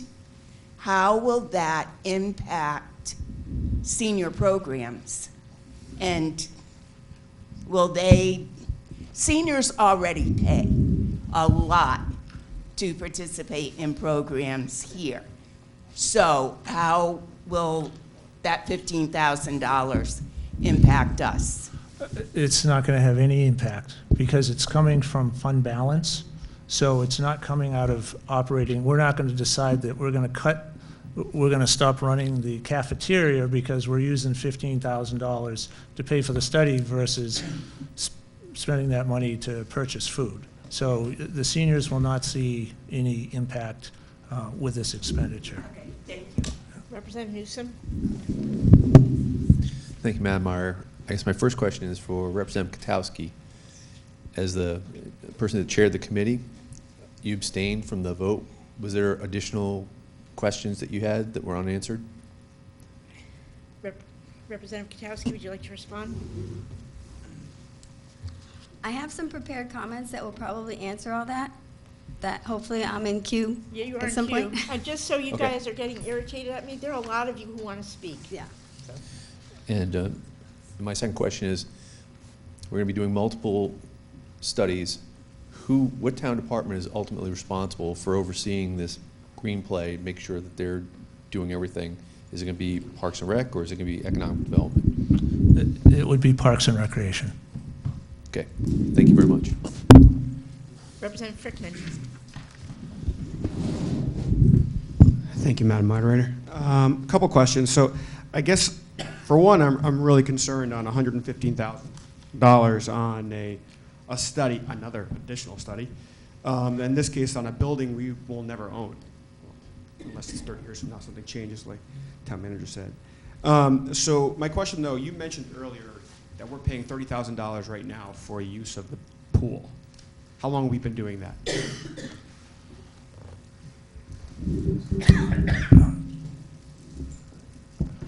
I would say at least 8 to 9 years. All right, so have we We raised used to use the pool in the Pratt building. Right, I knew that. And then at some point, it became in such disrepair that we could no longer use it. We feel it's important that folks in the community know how to swim. So we made arrangements with Avery Point to use their pool. So I think we were using Avery Point when I got here. I've been here, this is my 8th year, so it was prior to me coming here that we made the switch to Avery. Have we, within the last 8, 9 years, have we added fees to make up for that? User fees for the pool? Yes, the user fees. Because you said we're still, it doesn't meet the map, it doesn't meet Well, the it amount. actually, in talking with Jerry, who's the recreation supervisor, he says it's actually revenue neutral. With the fees that we charge cover the costs that we For the pool right now? incur for the pool, yes. Oh, so getting a new, but a second ago, I don't think you said that. Because so now getting a new pool, I thought a minute ago you said it doesn't meet the $30,000. And that's why it's part of the argument for going to the new. I was incorrect. Okay. The revenue that we generate from lessons covers the cost of operating the pool. Okay, so I guess it follows up with my another concern I have, which is, so this building, our usage fee is going to be possibly $110,000, is that what you said? A year? For this new building? We don't know. I so just threw it out could be a higher than random- that, right? It could be lower, too. Including the fees and paying for all the employees and? Yes. Okay. Yep. All right. Is there a plan possibly on how we're going to increase fees again so the taxpayer completely doesn't have to cover the cost of that and the users can cover the cost of that? So one of the things that they will be looking at is potentially leasing part of the space. For example, not a physician, but sports medicine, thank you. Yeah, so like a sports medicine, they'll be looking at all of those different things and coming up with a way that we can generate the maximum amount of revenue to recover the most costs of operating this building. Okay, and my last question, sorry, which is have we started a plan, at least a discussion, to stop the spending on, or future spending on the old Mystic Middle School building if we're going to have another middle school, another community center? Because at some point, we're going to be sitting on 2 community centers, right, offering similar services, right? And so at some point, we're going to have to look at it and say, are we going to stop cutting spending and improving this building because we have those double services over at the new building? Well, actually, I don't see us having double services because there's a finite amount of space over at the Pratt Recreation Building. We can't offer everything over there that we're offering here. We do have 2 gyms. We'll have 2 gyms now, right? Yes. So will you use both of them? Oh, absolutely. Yeah. I mean, there's a shortage of indoor space. Yeah. And yeah, absolutely, we'll be using both of those. Okay, and when will we have an idea on when the price fee of the building, what it's going to cost every year? Because I'm concerned about paying 116. Studies first. All right. Thank you. That's the problem. Representative Powers? Thank you, Madam Moderator. I just have 2 questions. One is for Town Manager Burt. Do we have any general idea what the revenue stream is going to be for the fact that this was a state property that generated no revenue at all? Now we're going to have 700 and some odd people. They had estimated 3.5 million. However, there may be some TIF dollars involved. So that's what they, 3.5 million in new property taxes, 110 million payroll retained in Groton, 25 million payroll associated with 320 new jobs on the property, 880 construction jobs for 3 years, and 80 million in increased retail sales within the trade area. Right, and we're going to get a good chunk of money. Right. So by doing this, we're actually investing in our town, correct? Correct. Okay, thank you. Director Berry, just running a pool and having a building of this size, do you feel that this is going to harm your department and increase your budgets and drive, costs up? And what are the differences? What do you see as the pros and cons for that, please? Well, it's certainly going to have an impact on our budget. We will not be able to operate that building with no additional staff. I mean, that just is not going to happen. How many more staff we need, that's part of the feasibility study. They'll look at programming and say, okay, based on X number of program hours per day, per week, this is how many staff you're going to need to operate that building. I have no idea what that number is at this point. Right, And until it changes the study comes out. Until the study is Right. done, because what takes place, one activity may require more staff than another. So doing the needs assessment, figuring out what programs, what the needs are of the community, that's going to impact what takes place, which is going to have an impact on staff needs. Thank you. Yeah. Representative Pitowski? I have some comments, and then I have 2 questions from one of my neighbors. Okay. First, I'd like to say that I think it would be great if the Pratt building on the Mystic Oral School property was restructured for community events. While I support updating the Pratt building, at this point I do not support the 750 housing units and unidentified businesses planned for the Mystic Oral School property. Therefore, I'm not supporting the plan to spend $116,500 to study the Pratt building on the project. We just don't know enough. Unfortunately, this project is being presented as a done deal. Either like it or love it, with no alternative. If you're not from the northeast section of Groton, it is easy to support 750 new housing units and unidentified businesses. But there are more concerns, unanswered questions, and questions that still need to be asked to be informed enough to support spending $116,500 of taxpayer money. I am also concerned regarding the statement that the project will go forward no matter what. This was stated at the presentation as well as at the Finance Committee meeting. leaving zero opportunity for the neighbors to have a say as to what happens in our neighborhood. This is in stark contrast to what happened with the Noang School property. Another point I would like to make. How many of you are familiar with the term electric boat roller coaster ride? Anybody? How many of you have lived it? If you have lived in Groton for a while, you understand the term. Electric boat is on a high right now and has been for at least 10 years, but it always hasn't been that way. Of course, I hope that electric boat is always successful, but since I have personally lived the downside of the electric boat roller coaster ride, I need reassurance that this project is sustainable long term. I would also like to say that there has been zero transparency regarding the Mystic Oral School for the past 4 years. It has been very frustrating for me as a resident and RTM member. It has also been frustrating for the neighbors. 4 years ago, 3 years ago, 2 years ago, 1 year ago, and to present, I have called Paige Bronk many, many times to find out what is going on with the Mystic Oral School property. There were never any answers. One of the concerns that I repeatedly shared with him was that the neighbors would be presented with one final done deal scenario. Unfortunately, this is exactly what has happened. At the presentation last Wednesday, TIF was mentioned in passing, and it was mentioned again tonight. If this property qualifies for tax incremental financing, that would mean that the taxpayers will be subsidizing this project with no vote or say. And I just thought of something else. If this developer needs help, is this really a good developer? It is hard to understand how this project has come so far with so few people from the community involved, and no one from District 5 and the neighborhood involved.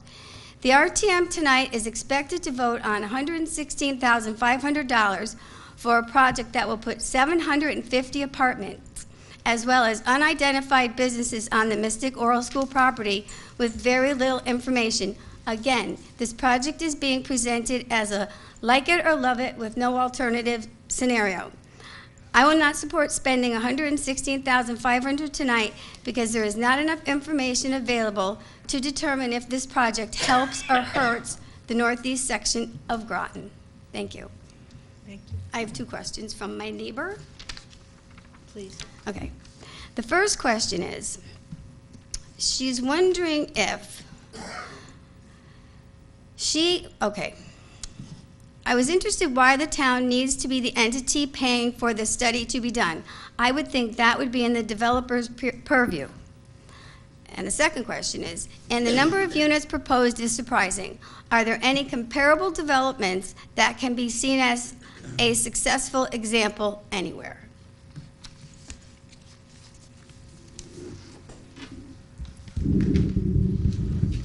To answer your first question,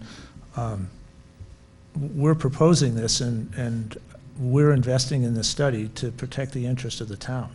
I think before we get into an arrangement, we need to know the details.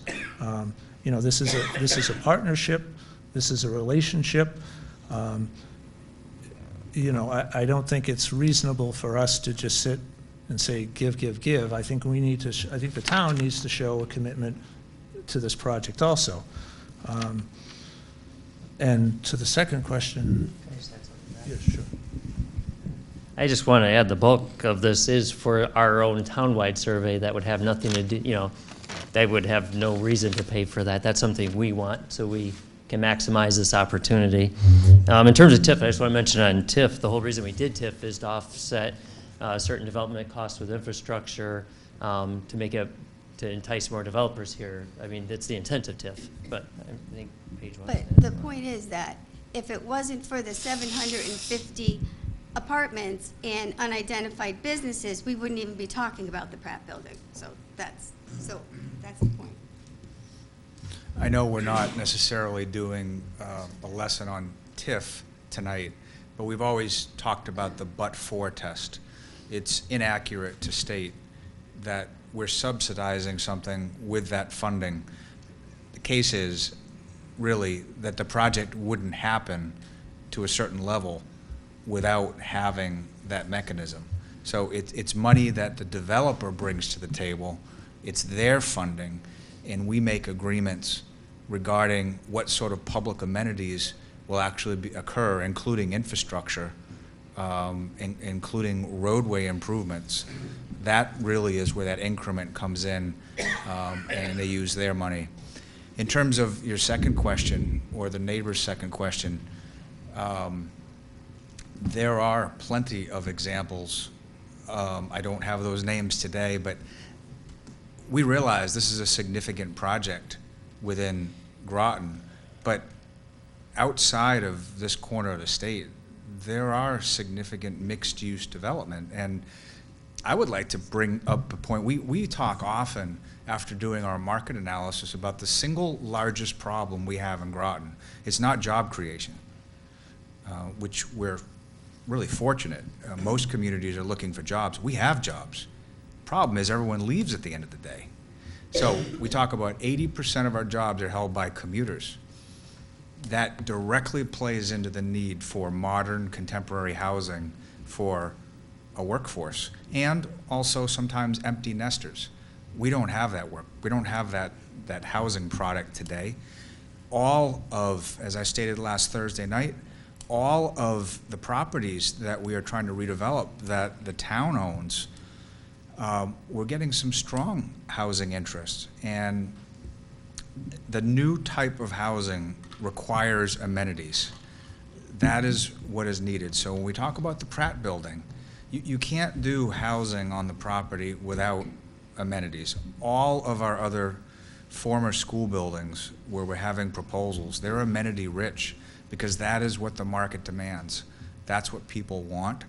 And let's not forget that these properties pay nothing today in taxes. So when we talk about $3.5 million annually, we're going from 0 to 3.5 million literally pretty quickly. So yes, 117,000 is a lot of money, but in relation to what we're bringing to the table in revenue on all these properties, it's wise money well spent. I just want to touch base on it being a done deal. Of course, we ask for proposals. They have to submit something. They have to submit a plan. We have to thoroughly vet it and discuss it. There are many steps to go. This is the beginning of the process. Seeing this conceptual layout is the beginning of the process. They have to go through zoning, which is going to take at least 6 months. It's got to go through whatever we do for TIF if we do something, the lease agreement, but it's going to take 6 to 12 months for this process. At the same time, it's going to take 4 to 6 months for this study, and then we start negotiating the lease for the Pratt building so they time out well. What we don't want to do is push this out 2 years. We know the economy changes. We want to move forward. Sometimes you have to spend money to make money, and that's part of developing. Did I miss anything on that? Yeah. Representative Whitney.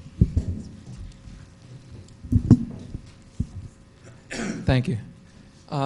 I actually share a lot of Roseanne's concerns, and I think the reason is that a week ago that we first found out about this project, and it seems like we're being asked to accept a rolling in future reality. And so I agree in the scope of the project to spend $116,000 isn't a lot of money. Maybe not even in the scope of the town's budget, really. But in terms of the information and the details we have right now, we really don't have much that we're going on. And so, and I also agree that there's been a long voice need for a pool, and the absence of the Pratt building has been missed that way. I remember using it. I also remember what condition it was in when we stopped using it. So that gives me pause, and I think others pause as well. So I'm wondering if these 3 studies, they're listed out here sequentially. And why not just start with the community assessment, which isn't just about this site, but it's about the whole town park and rec needs. What would be the dollar item on that, and why can't we do that first and then come back in, I don't know, a month, 2 months, and vote on the rest? I'd be personally comfortable doing it that way. And then, but if we are voting on this whole thing, looking towards the future, I right now am concerned about the idea of us running 2 community centers. My reasoning for that is I thought the reason we've got Fitch Middle over there and we're going to put the Park and Rec offices in there because it's a central location near this senior center, and there would be staff savings because we wouldn't have to share staff between here and I think it's the Spicer House. That everything would be centralized. And that said, we are just barely running that community center that we have right now. And what I mean by that is it does not have potable water. My understanding is there's still lead in the water, and it certainly says you can't drink it. What's being done about that, and what's the timeline for that? So if we're barely running one, looking forward, are we going to be able to run two, and what is that? I mean, that speaks to this feasibility study, but these are real concerns about what we can do going forward. Another concern is, as much as I'd like to see a public community center in District 5 and that pool there, I am concerned that the town will essentially be paying to run a rec center for the new development. And so I know things have to be ironed out, but that's a real concern I have.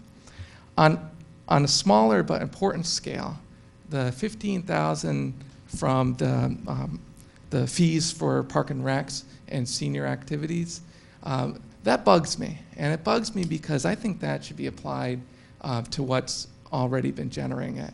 And I'll just point out one conspicuous thing that could be that, one, I'd like to know what the fund balance is. My understanding is it's several $100,000. And one thing that could be spent on that's sorely needed is Wi-Fi at the community center. That's what, $5,000? It's been a year, been promised, not there. And then there are other things that could happen along those lines. So that's irritating to see that contribution be spent on something for planning rather than the programs that generated it. So thank you. Representative Washington? Can we? I mean, yeah, sure, sorry. You want to do the lead and fiber? You're not next. This coming Friday, the Public Works is signing a contract with the contractor that's going to be addressing the lead in the water. On Friday, I'll have a timetable. The fiber in the building, Call Before You Dig has marked it out. It is, Public Works has said that in the next 2 weeks, they will be digging the trench and laying the fiber. I don't have a timeline from IT as to when the building will be totally hooked up, but we are making steps. And I did want to point out that I think in this fiscal year, we're using $60,000 of fund balance to pay for a new divider in the gym, new fitness equipment in the community center. So we are taking money and reinvesting it in our programs. We're not just spending it on planning. Actually, it's Representative Whitehouse is next, sorry. And then I wanted to add something on. Yeah, that's fine. Okay, okay. I also want to say, in terms of the developer working with his financial backers, he's been asking for a number for the Pratt Building remodel for months. And as it is, we're trying to time it out at the same time the rest of the process would take. Any delay, and I think it could cause problems. And I'm not sure you can even just roll back the number here. We're not in a budget session. I don't know if you can even reduce the number without going back through the whole process or not. But either way, I don't as know, I said, why wouldn't we be able to make a motion for a lower amount? I don't see any reason why we wouldn't be able to do that. I don't know if it works the same, but either way, it times out exactly about the same. They need it sooner rather than later. They didn't want to wait till now to get it, and it's already going to take at least 6 months to get it from here. Did you want to follow up on that? Then after that, we have Representative Whitehouse. Yeah, it's just a quick follow-up. So they want it sooner rather than later, but this information has become public to the town within the last week.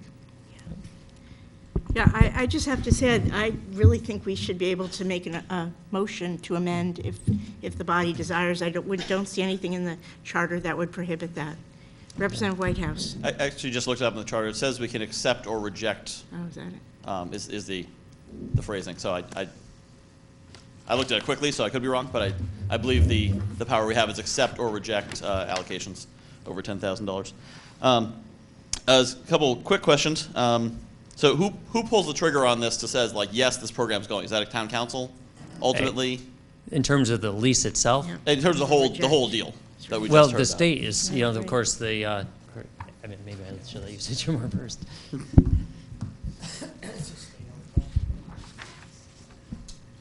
There are multiple entities involved, and there are a number of steps, and so it's difficult to actually say there's one entity. At this point, the easiest way to look at it is it's kind of a three-way partnership, and there are going to be multiple approvals, actually starting at the federal level, state and local. Federal given historic tax credits in order to preserve the existing buildings. So there are a number of steps. There is no one entity that is going to hit the button and say go. Well, I guess I'm more wondering who can hit the button and say stop. Like the town council would have to give their approval at some point to make this go? On the lease. And the TIF. Right. Town council's involved, definitely. Okay. But it's not town property, so we wouldn't. So this deal could go through without the TIF, without the lease, if the state. That is possible. It is possible for the state to have just sold it to the developer and say, good luck, and the developer has some rights to move forward with the property. But we are trying to forge ahead with this partnership because we think all parties involved are going to benefit, including Groton, with this partnership. But my point is, it doesn't sound like something's going to run that's already in motion and can't be stopped, or that's going to run away without the town being involved or anything like that. There's many. Right. But we'll have many more chances to zero in on this. So a couple of comments. First is, of course, we're a town of 41,000 people. I think we often compare ourselves to other towns in the area which don't have 41,000 people. They have 20 and 10 and 5,000. And as a larger town, we need more resources, more amenities. So the idea of having two recreation buildings seems entirely reasonable if we can't have one that's large enough to have everything. Not saying this is necessarily the right program or not, but just the concept of two buildings, especially if one has a pool and a gym and all that seems pretty reasonable. Also, I've heard some express concern about, a building we'll never own, but if the developer owns the Pratt building and is renting it to us, leasing to us for free, are they paying property tax on it? Yes. Okay, so they're going to be owning a building, paying property tax on it, and letting us use it, and of course we'll maintain it, but this sounds like a great deal if we can get for any buildings in town. Like if we could find a developer to buy the senior center and then lease it back to us and pay property tax, I think we should do that. So if you find any other opportunities like that. So this isn't like a matter of, they're getting all the benefit. And certainly, I'm sure they're getting a lot of benefit, which is why they're involved in the process from the rest of the deal. But the Pratt building is not where they're finding their benefit. And in fact, it sounds like either they'll take the building, use it for their own purposes, put their own money into it, and use it for their own residents, or if we make this work, they'll take the building, put all their money in it to renovate it, let the town use it, pay taxes on the building that they're letting the town use, and then we get the benefit of it, assuming that it's a good fit. Is that correct? All right. Yeah. So, overall it seems like a good deal. And then the other thing, I've heard some people say that I've heard some concerns that we don't want to approve this exact part of it, not the whole deal, not the whole proposal. I don't know if 750 is too many, or I don't live in District 5. But just this particular part of it, the study, to say we shouldn't do the study because we don't have enough information. But with all these questions and all these unanswered questions, I feel like a good answer to that would be some kind of study that would then get the information so we could then make more informed decisions and be in a better bargaining position and be able to better get what, the best deal for the town, whatever that deal happens to be, because we don't have the information. Also, I just want to thank you, Mr. Bronk, and the whole, whoever else is involved in the process, for getting this out in the public as early as possible. Because I said a lot of things like this, they come out when they're going for approvals, and there's already been $1 million sunk into it, and it is too late to turn it back, and the ball's already rolling down the hill. So getting it this early in the process, we can talk about it. And if it turns out that the traffic's an issue, or there's too many people moving in, or too many kids, or too many whatever, it's early enough in the process that that conversation can be had and corrections can be made before we let it roll forward. So I'm certainly in favor of supporting this study. Thank you. I just want to ask a question, a follow-up, Mr. Bronk. Wouldn't the tax increment financing be used to lower that? I mean, have you thought about what that TIF program would do to lessen their property tax load? We have not got into those levels of details. It is pretty common with a large-scale development like this that there be some sort of tax program, and we have embraced TIF within Groton, and we believe this was a perfect example with the public amenities, the infrastructure upgrades that are necessary, but we don't have any calculations on that. We don't have any numbers yet. And that decision is made by the town council on the TIF? Correct. Yeah. Right, and before the developer can even really make an ask, they need to know their total cost and what exact project's going through. Okay. So that'll be a ways off. All right, so next we have, sorry, yeah. So one of the things we talked about last Thursday, it was a very successful meeting. Again, if people have not seen it, I would encourage you to look at it online. And I did send the link today to people. Sorry, it was short notice, though. The reason we have not been able to release this information publicly, and this was the earliest we could do it, is mainly because of the discussions between the developer and the state. Again, it was state property. It is state property. And the developer is involved in trying to acquire it. There are a lot of complexities involved in that. We had discussed that we're experiencing significant vandalism almost weekly now up there. The buildings are quite dated. They're leaking. They're degrading. And the developer is anxious to have this purchase and sale agreement, which has recently been signed. But this really just happened within the past few weeks. But also, one of the issues was that the developer didn't want to take ownership until a future date because they needed some more details themselves to address how they're going to control the property, big property and some issues. So they hammered out a deal with the state. It's a master lease agreement so that over a period of months, and I don't have a copy of these documents, by the way, but over a period of months, the developer would take responsibility for the property in gearing up for this eventual purchase and sale. And back to the house analogy, for those who have acquired houses, there are usually a number of conditions. You can imagine a project of this scale. There'll be significant conditions that are involved. So I just want to put that out there, although there have been comments that we should have had these details out there. It just was not possible. This is literally the earliest we could have done it. Thank you. Representative Washington? I just want to caution Michael White House about sometimes when these deals sound so sweet, sometimes they come back to bite you. So, okay. All right. I just have a question about the roads and the traffic. Are you going to do a study how this will impact the traffic in that area? Yes, and that was covered at least a couple times last week, but I'm more than happy to mention it. We knew from the very beginning the largest concern for the town, the neighborhood, and the success of the development was going to be traffic. We put that in our RFP. All of our multiple interviews with our finalists, we discussed it and said, you better address this because that is by far the most important thing. We wanted to protect the neighborhood that abuts the property. As you're well aware, the Oral School Road that goes through that neighborhood is really not in the best conditions. It's extremely narrow as well. So two things are going to happen. Oral School Road heading north will be upgraded all the way to the signalized intersection at Cow Hill Road. The developer has acquired the property on the corner, the former B&B, right by the intersection. The goal is to try to straighten that intersection out because it's not aligned properly, and also try to get a turning lane at that location and try to make improvements to that roadway.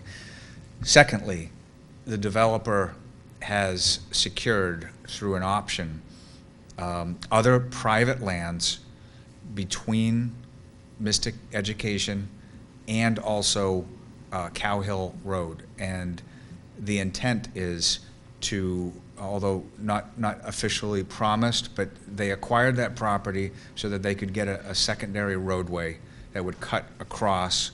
So it would be a primary access way that would work in tandem with Oral School Road up by the signal, so that we have appropriate ingress and egress to the property, and so that we're not using the lower portion or the town-owned portion of Oral School Road. That's the concept at this point. A lot of work, a lot of studies still need to happen. Representative Rogers. Thank you, Madam Moderator. I would just like to say I think that maybe we've lost sight of the fact that this is a tremendous opportunity for our community. I support the studies precisely because there is so much ambiguity. This is less than a week that we've had any information at all about this. Of course, there's going to be uncertainties and ambiguity, and I applaud the town for proposing these studies as a way to introduce transparency and data that we can use to make these decisions. I can't see how we as a town could possibly make a decision about the use of this gym facility without doing these studies. Our constituents would never allow us to vote on that without knowing the impact. So that's exactly what I think we're trying to do here. Every year we face this question: do we cut services or do we try to grow revenue? I mean, I know we're always trying to grow our revenues. This is a substantial opportunity to grow tax revenues for our town. So I support these studies as a very preliminary step on that road. And I think we have to approach it somewhat from an entrepreneurial standpoint. We're doing our due diligence. Not only, I would encourage the community needs assessment to not only include our current residents, but to take a hard look at the target demographic. These 750 units are targeted to young professionals. That is not necessarily our wheelhouse here in Groton. These are people with high discretionary spending, and they're spending their income on fitness and health. And so I think this study will tell us how much they are spending, how much they may be spending at other facilities, and what we can bargain with these developers as, our cut, so that the residents are paying, or the developer is paying, to use this facility.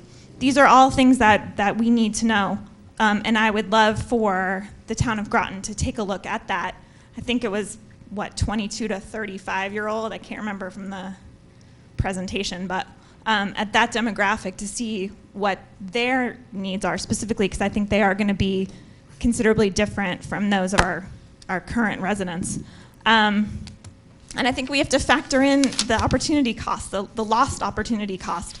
If we do nothing and we have this 750 to 1,500 new residents moving into Groton, and we don't take advantage of their discretionary spending, what are we as a town losing? So I'm in full support of this as a preliminary step, and I move the question, or I propose to move the question. I second that.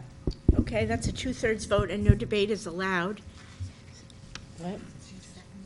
Second was Powers.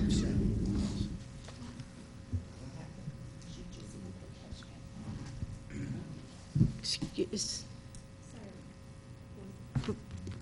Representative Casper, did you say something? Okay. Everyone looked at me, so I was just curious. Do you want to do a roll call vote for that? Okay, we'll take a roll call vote.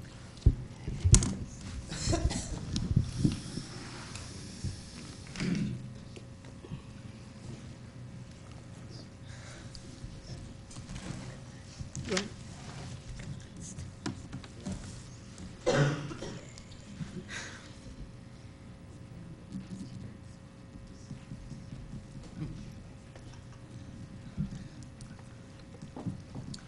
Okay.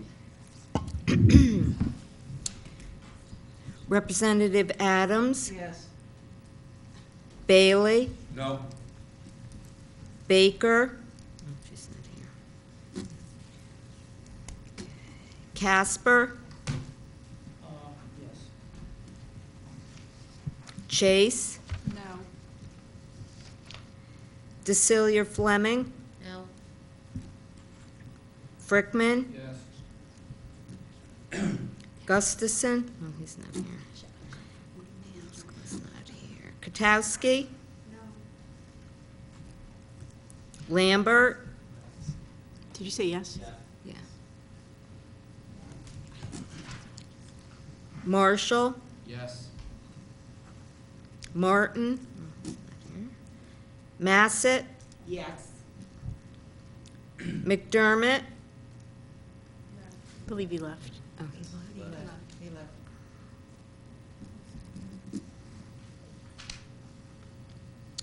Mello Miller? Yes. Merritt? Yes. Newsome? No.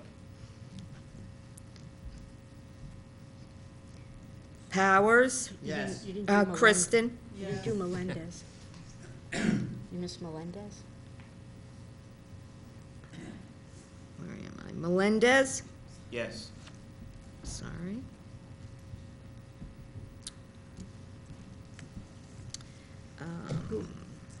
Okay, Kristen Powers? No, when I said Powers, I meant Kristen. Yes? Both yes. Okay. Not here. Richards? Yes. Rogers? Yes.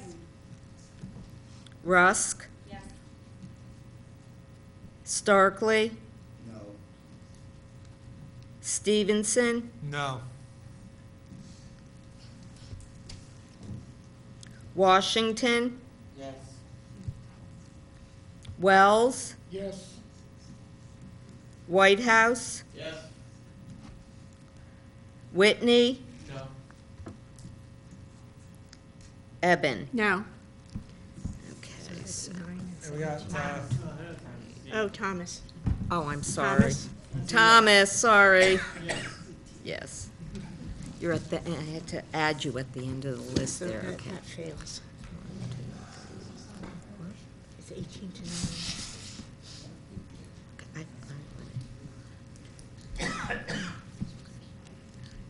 Washington, did you vote? Yeah, I just want to ask you, it has nothing to do with yes or no, but when you get the answers to your survey, are you going to come back to the RTM with all that information? Definitely. oh, absolutely. Okay, I hope so. Part of this, It's 18 to 9. It's really 2/3 to 1/3. Part of the whole survey process will also include focus groups and meeting with key stakeholders and whatnot. So it's going to be a very public and interactive Point of order. Yeah. process. Sorry. It's okay. I thought it ended the debate, that's why I just want to point I'm of so, sorry, I was. So we were still people were still asking questions, and I thought the debate was done until we find your The vote. debate is done That's okay. at this point. We're still calculating it, but until we know. Someone should have voted differently, you yes guys.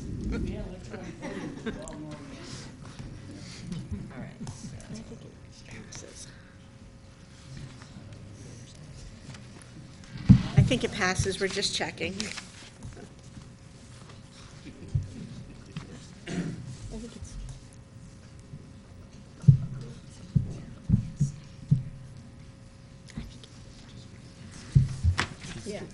Yes, it passed. Okay, so it's been confirmed that we have a motion on the floor, and that motion is to vote on item 2019-620, authorization of a capital reserve fund appropriation for $116,500. Point of for order, Madam FY Moderator, point of order. What was the count? Oh, it was 18 to 9. 18 to 9. Sorry. Thank you. high-level math there.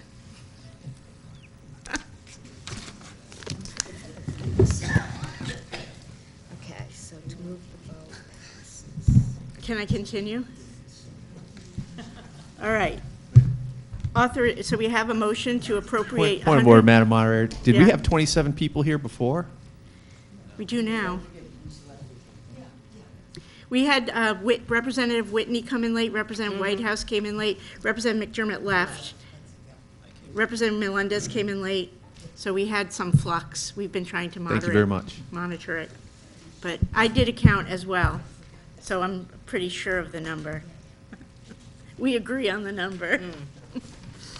Okay. All right, So, authorization of a capital reserve fund appropriation of $116,500 for a new Parks and Recreation project for a needs assessment, feasibility study, engineering analysis as part of the Mystic Education Center redevelopment project and community-wide recreation assessment. All in favor, please say aye. Aye. Actually, please, all opposed, please raise your hand.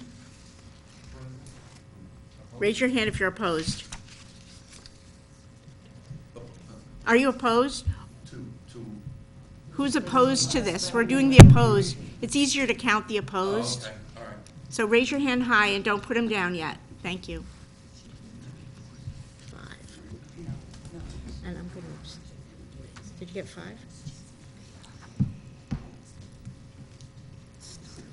yes, Any abstentions? I'm abstaining. So that motion passes. Yep. 21 to 5 to 1, right? Is that correct? 21 to 5 to 1?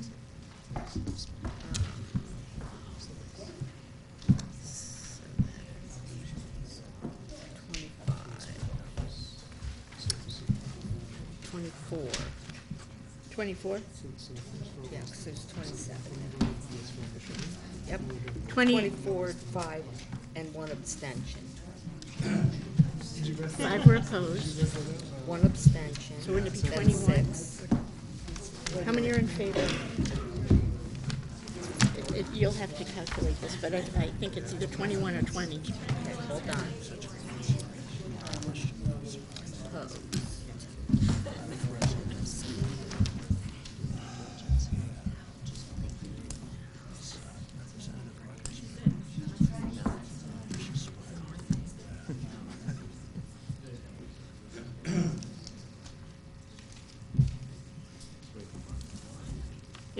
It passed. My count is 21 to 5 to 1, but we're just getting that corroborated. That's why we're waiting. What?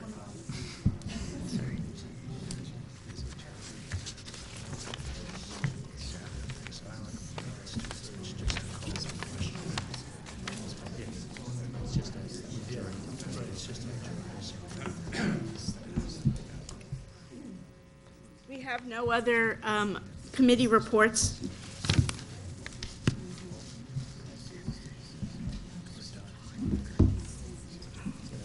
And the next item on the agenda is budget discussions, if there's any item. After that, I just want to talk about other business, which is the town clerk. Oh, this is doing the wrong thing. Sorry. The other business is the 2019 Groton RTM meeting schedule that we have to vote on that is attached. 2020, excuse me.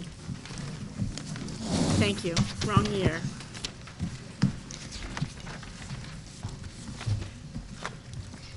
And I would just note that one of the dates, the April 8th date, is the first day of Passover, which is an inopportune time to have a meeting, but I'll leave it at that.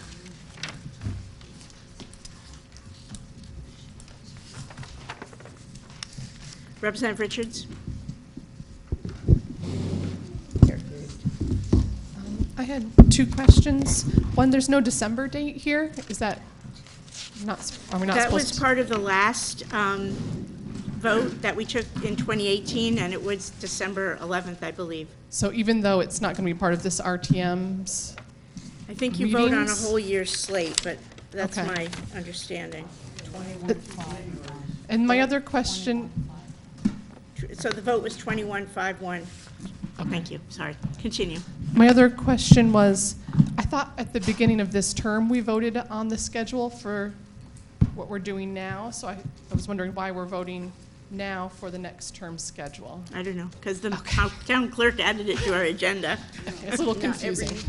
No, every year. You have to vote on every year. Yeah, you have Right, but to- I'm saying we voted on the schedule we're currently doing in the 31st term, not in the But the term 31st prior. term is for the 31st RTM is 2 years.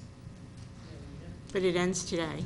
Yeah, this is, but every year, we have to, usually in November, we have Okay, to so it's approve not- the right, it's not the whole schedule for the terms next then. year. Okay. Then I think I understand that part. Thank you. Representative Bailey. Thank you, Madam Moderator. I request a review of May, what was it, May 12th? That's a Tuesday in 2020. You might have to check a computerized calendar. That's what I checked it against. Let me get All right, hold on. Yes, that's what I believe. I don't know, I didn't make this calendar. That's all right, that's right. That's why we're here for backup. Okay, hang on. All right. Hey, thank you very much. 2020. What month was that? May May. 12th.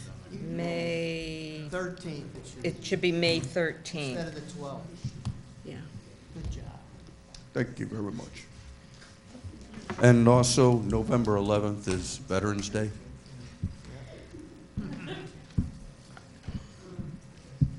And that would be wrong. Is Veterans Day come on a Wednesday Yeah, that day? next year. Yes, and Wednesday. all offices are closed. just I like- would, I mean, I think the April 8th and the November 12th should be reconsidered. April 8th. And November. But, yeah, November 11th, all government offices are closed Yeah, for Veterans Day. yes, they are. Representative Chase? Thank you. Sorry, didn't mean to cut you off. No, I agree with those two dates. May 12th should be the 13th, and Veterans Day were closed, and January 12th of 2021 should be January 13th. Yep.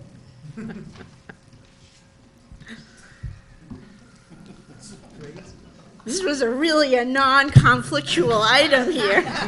This is almost as good as the attendance at our last meeting. Representative Casper? I think they were testing us to see if we were paying attention. You are There good. you go. You are really good, you guys. Thank you, Madam Moderator. But why are we voting on 13 months? Literally, I saw it when you did, when it came attached to my agenda. You do it every year. Actually got it today in the mail because the mail was slow, but I did anyway. Motion to table? That's fine with me. Okay, to table the, No, we Okay, have to wait a have a minute. vote. We have a motion on the floor. It was made by Representative Mello Miller. It should be tabled to a definite date, postponed to a definite date, which I would suggest be our next meeting, December 11th. And it was seconded by Representative Adams, or Newsom. Sorry. Discussion? None? Okay. Representative Mello Miller? Yeah, we're not adjourning, we have a motion on the floor. Are you speaking to that motion? Sorry. I too want to go home. All right, motion to postpone the decision on the calendar until certain items are corrected, till the December 11th meeting. All in favor, please say aye. Aye. Any opposed? Any abstentions? One abstention.